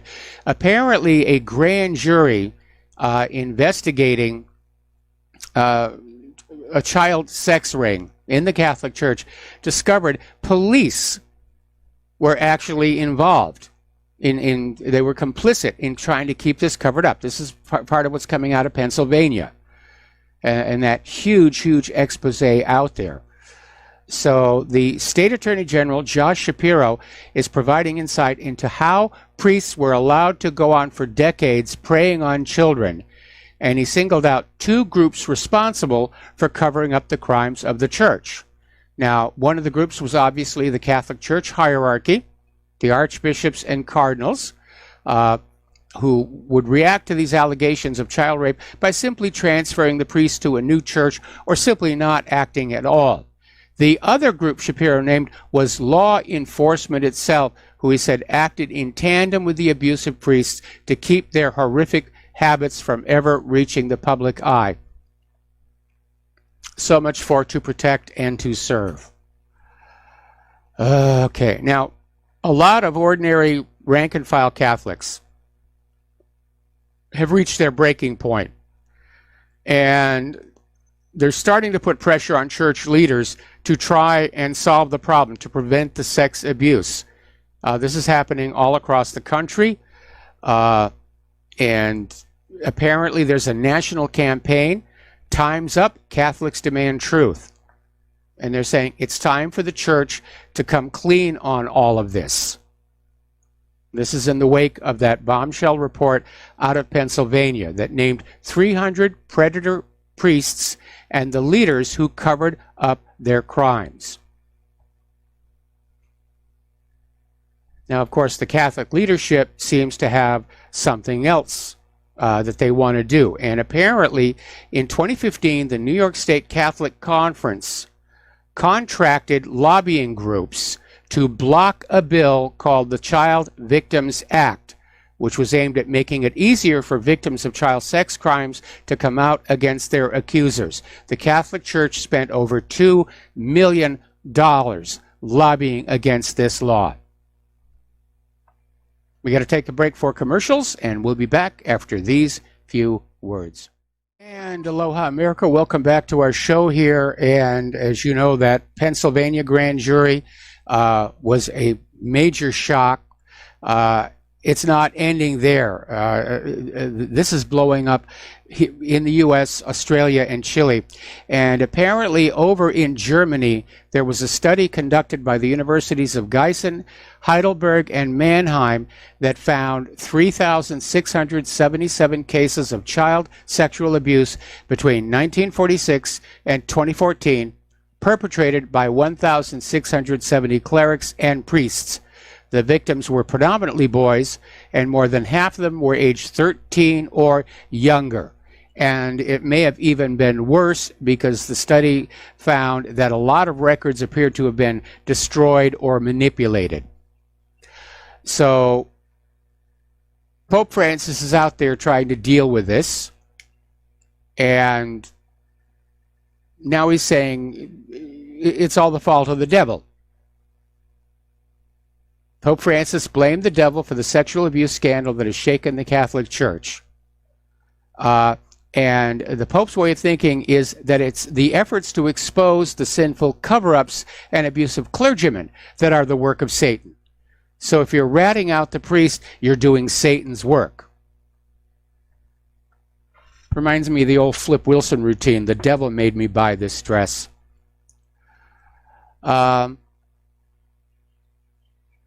So that's definitely getting out there. You know, it's all the devil's fault that this is coming to light. No, actually, it's the fault of all the priests who did this stuff.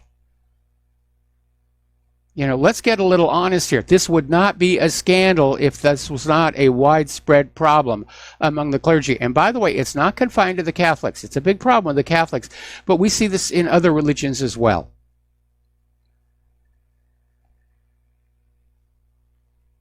So, article out of a YouTube video, rather, calling for Pope Francis to resign. That's going to be historic. 2 popes in a row resigning. So, let's talk about human-caused global warming. And we're already seeing early snow start to hit in the northern hemisphere. It was snowing up in British Columbia. Calgary was hit with unseasonable flurries of snow. And the photos coming on out, it's not a light dusting. It's pretty heavy, lasting snow out there. Fort St. John set a snowfall record a week ago. And apparently over in Saskatoon, they broke a 115-year-old record for cold temperatures. So it's getting cold out there. Northern Minnesota is seeing record-breaking cold temperatures last Thursday. And over in Africa, they had a freak blizzard, which resulted in photos of giraffes and elephants wandering about in the snow. That's not a picture you're normally used to seeing, giraffes and elephants in the snow, but it was there. Now, as the East Coast continues to deal with Tropical Storm Florence, believe it or not, the editorial board of the Washington Post declared that Donald Trump was complicit for Hurricane Florence because of his views on climate change. And even before the storm made landfall, the Post published a column headlined, "Another hurricane is about to batter our coast. Trump is complicit." And I mean, that is absurd. And I'm not the only person to say so. Sean Hannity came on out and said, trying to blame Donald Trump for bad weather is a new low. But you have to look at the Washington Post and say, how low can you go? Because they're down in the basement already, still digging here. Meanwhile, the proponents of the global warming hoax are now out there demanding all media censor all opposing views, claiming that the global warming activists are too right. We shouldn't even be bothered with the debate. We know that we're right. And they'll probably get it, at least on the social media platforms. Now that the social media platforms are openly scrubbing conservative content, yeah, they'll start going after the critics or those who question human-caused global warming.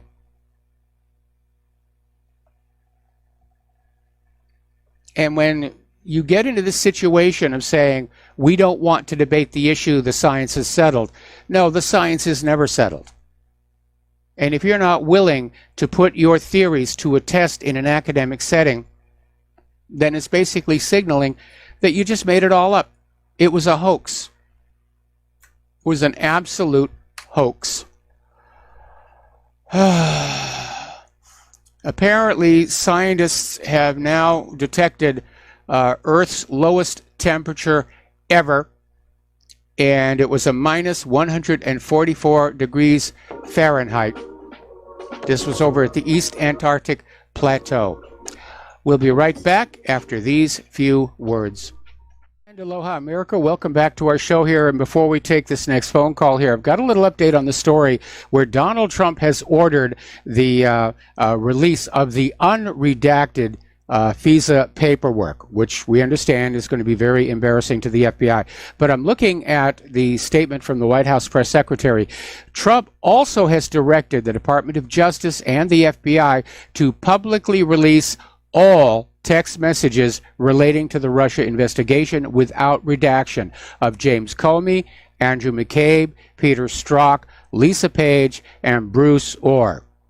This is going to get interesting. All right, back to the phones here. We're going to talk with Russell in Texas. Aloha. Welcome to the show. What's on your mind?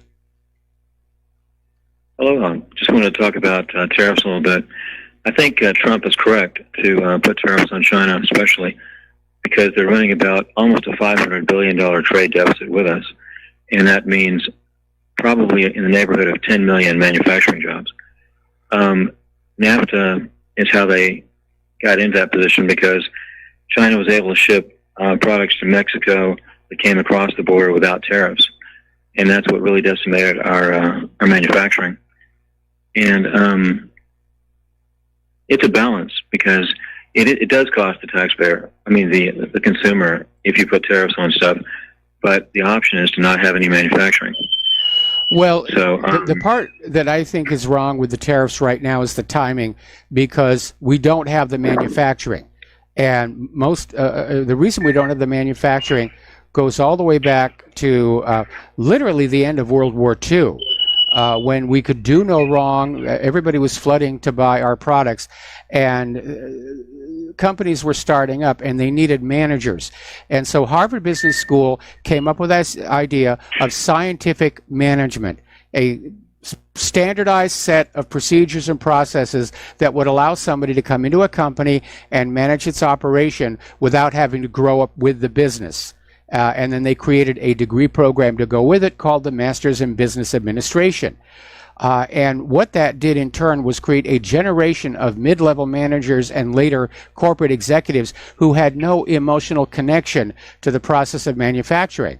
And so back when about 20 years ago is when they started saying, well, we'll just ship the manufacturing to other countries where we can get it done more cheaply. And it was a bad move. The government should have intervened, but they didn't. And so now we don't have a lot of manufacturing. And China can make things we no longer know how to make. And so it doesn't matter how many tariffs Trump puts on there, people are still going to be forced to pay for these Chinese products. And I don't really think it's going to change our trade imbalance all that much because we're still having to buy those products from China, and we don't have anything to sell that they want to buy. Is what it comes down to. I just saw an article on Fox here during the commercial break where Wall Street traders are saying that this latest round of tariffs is a bad idea.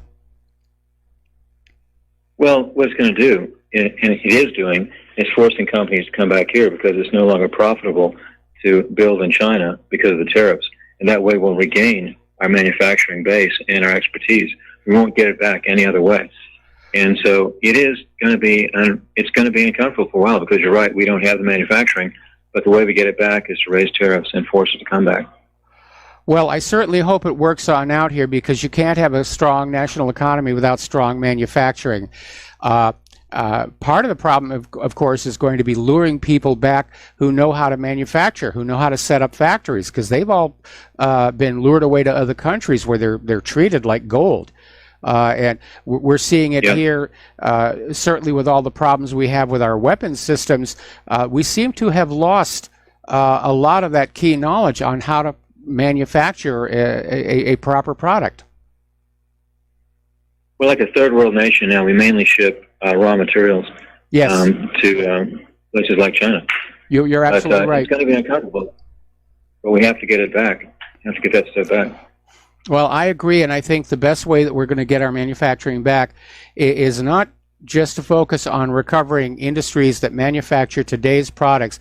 I think we need to invest in a major technological leap forward so that the United States can make a product nobody else on the world knows how to make. And it'll be boom times then. One of the biggest mistakes we made, we had this fantastic technology advantage coming out of the Apollo moon programs, and we should have used it to basically stimulate American companies. And obviously a lot of companies in Silicon Valley took advantage of that. But instead, a lot of companies that acquired the rights to these various technologies, they sent it over to other countries to manufacture. Those other countries learned how the technology works, and it basically leaked on out. We should have kept all of that technological treasure for ourselves. After all, we, the American people, paid for it all. And this is why I'm a supporter of the space program, because we need a civilian technology incubator to come up with the next big thing that will allow us to jumpstart our industry and our economy. Sounds good to me. Thanks a lot. All right, thanks an awful lot for the phone call. We're going to let you go. Now, over in California, Governor Moonbeam is saying that the state of California is going to launch its own satellite into orbit to battle climate change. And basically, he made the announcement at the conclusion of a 2-day climate summit he organized in San Francisco, which, by the way, saw the number of corporate jets at the San Francisco airport go up by 1/3, belching all kinds of hot carbon emissions there. So Governor Brown says state officials will work with the San Francisco-based company Planet Labs to develop a satellite to track climate change causing pollutants. Now, he might want to check with NASA first, because NASA has now confirmed from February of 2016 to February of this year, the average temperature of the Earth declined 0.5 degrees centigrade. So this is NASA coming on out and saying, yes, in point of fact, the Earth is cooling.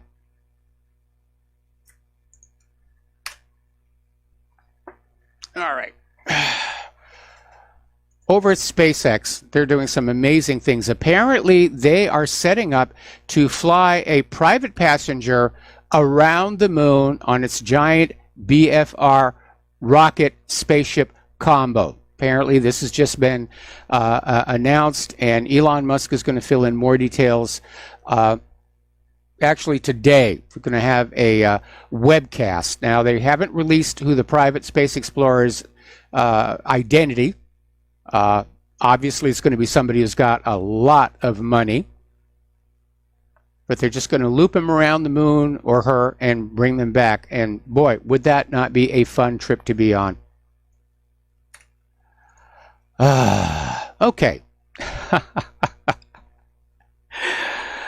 Boy, sometimes you have to look at some of these environmental activists or animal rights activists and realize they don't really think about what they're doing.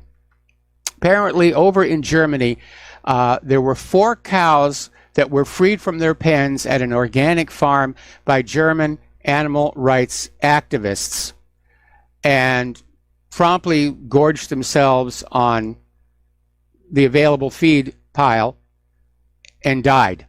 They literally ate themselves to death. Another 40 cows are in critical condition after they ate up to 10 kilograms of feed at the Leibenwalder Agrar farm in the state of Brandenburg. And it's thought the suspects, who are thought to be animal rights activists, trespassed onto the farm and released the dairy cows and calves between Saturday night and Sunday morning. So, well done, animal rights activists. You've killed 4. You've made the rest of them sick. Pat yourself on the back for that one here. Now, this is an interesting little story because this is actually an issue out here in Hawaii. One of the more spectacular fish that you will see around the reefs is a lionfish, and it's native to the South Pacific and the Indian Oceans.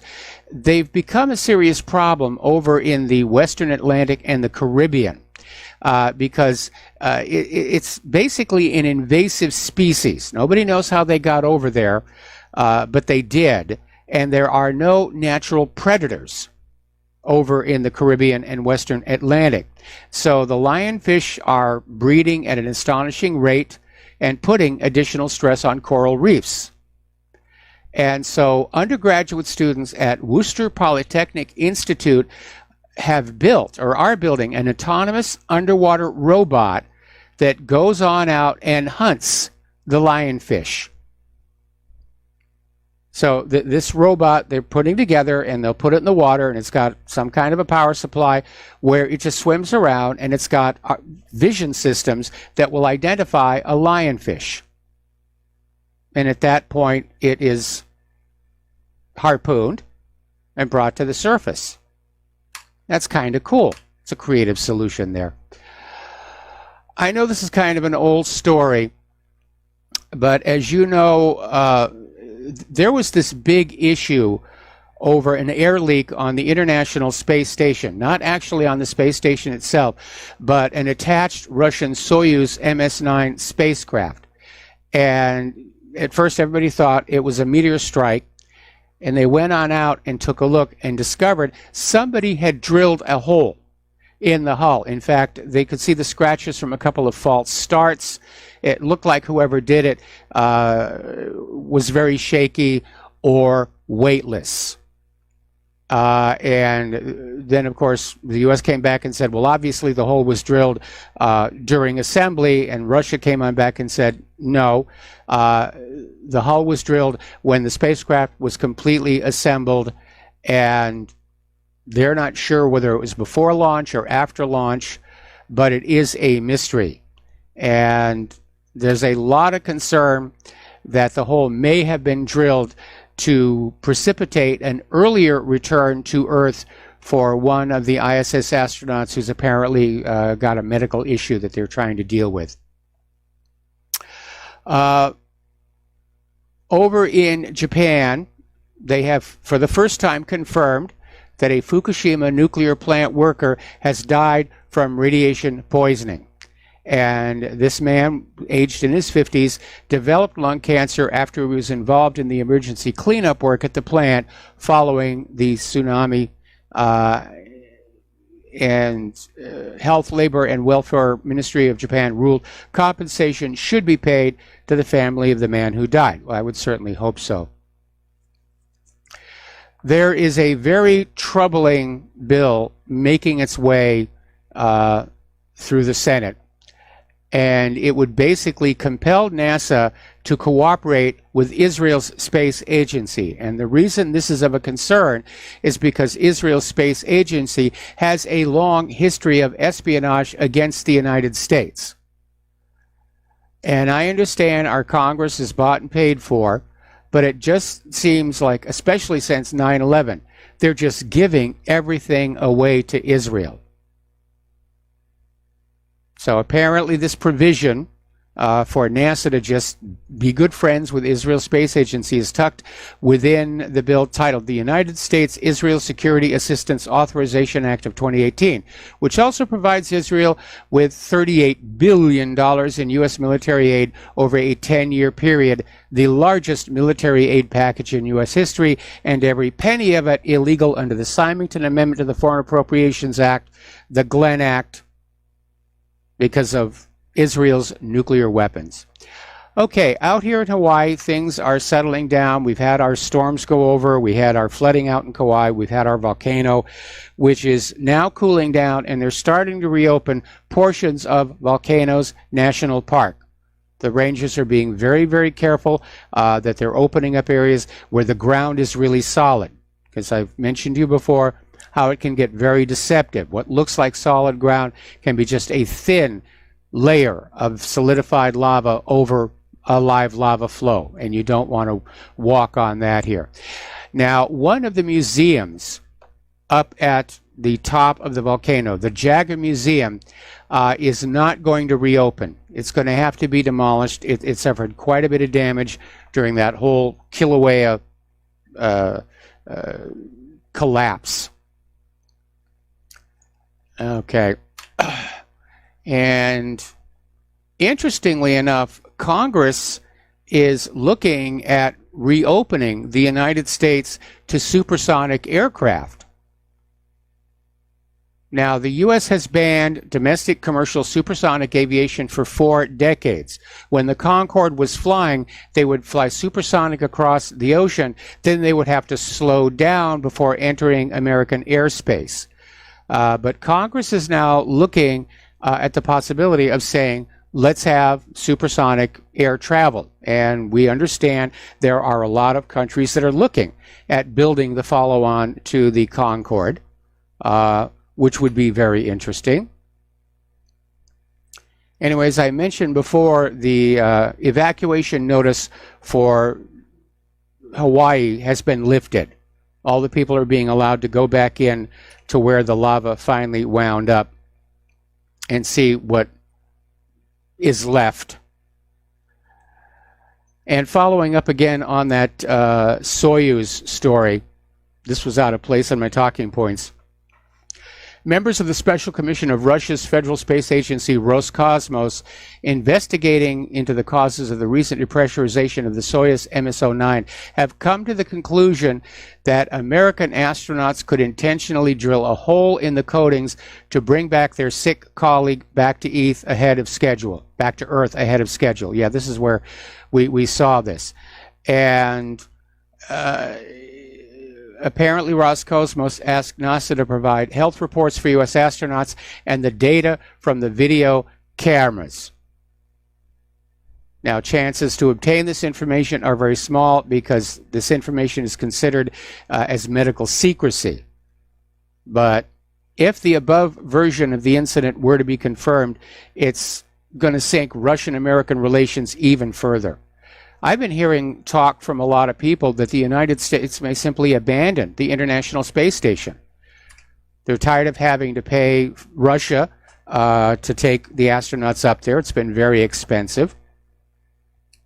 But hopefully we're going to see these 2 private spacecraft from SpaceX and from Boeing that are finally going to give the United States back its ability to loft astronauts into orbit. We're going to take a break for commercials. Back with the last segment of our program after these few words. And aloha, America. Welcome back to the show here, and getting an update now from the situation in Syria. And according to Russia Today, yes, it was an Israeli attack against Syria using F-16s, and here is where things are going to start spiraling out of control. Apparently, there was a Russian Ilyushin-20 aircraft with 14 passengers on board that vanished from the radar screens during Israel's attack. Now, it's entirely possible the plane just crashed for mechanical reasons, but if Israel shot down this Russian aircraft, things are going to get really tense really quickly. All right, let's take a phone call here from Daniel in British Columbia. Aloha. Welcome to the show. What's on your mind? Yeah, aloha, Mike. I'll let you get back to the finishing your talking points at the end of the show here. But I heard on Texas radio station this morning that they're announcing about 1,000 manufacturing jobs. So, unfortunately, it's for Lockheed Martin. So that's how you're making America great again, by bombing the crap out of Iran and Syria and creating more refugees. I mean, this whole thing's a mess. All right, I'll let you get back to your show. All right, thanks an awful lot there. And yeah, I mean, the military contractors, they're hiring like crazy. They know World War's on its way, and they're gearing up. It's amazing here. So getting on back to Syria, apparently this was a fairly serious attack on Syria, and they were targeting the Russian base at Khmeimim and the Russian harbor at Tartus. Now, supposedly, the Syrian air defense system succeeded in downing most of the incoming rockets, but again, this is a serious escalation for Israel to have done this. And if they did shoot down that Russian Ilyushin-20, Russia's going to have to respond. There's going to have to be a response. Putin is facing a lot of pressure back home from his own people that he needs to stand up for Russia. So I'm sure that they're going to find the remains of that aircraft and take a very careful look and confirm that it was shot down and not just a mechanical failure before they do anything. Okay, just somebody, somebody just sent me the same story here. Russian plane disappears from radars during Israeli attack on Syria's Latakia. So, it's on. There's nothing else we can say. It's on. And again, it looks like Israel is behind all of this. And we could see this thing just explode out of control. Absolutely. All right, there's the music. Time for me to get on out of here. I got to do Jim Goddard's show up in Vancouver. Please stay tuned for John Stadmiller. I'm sure he's got lots of interesting things to share with you. Please take what you learn here, share it with everybody that you know. Don't use corporate social media. It's all being filtered. It's completely useless over there unless you're into funny cat videos. Use email, face-to-face, whatever. But just get the word out there and keep on pushing the story that corporate social media is in fact censoring all conservatives to try and swing the election this November. We'll be back tomorrow. Aloha, America.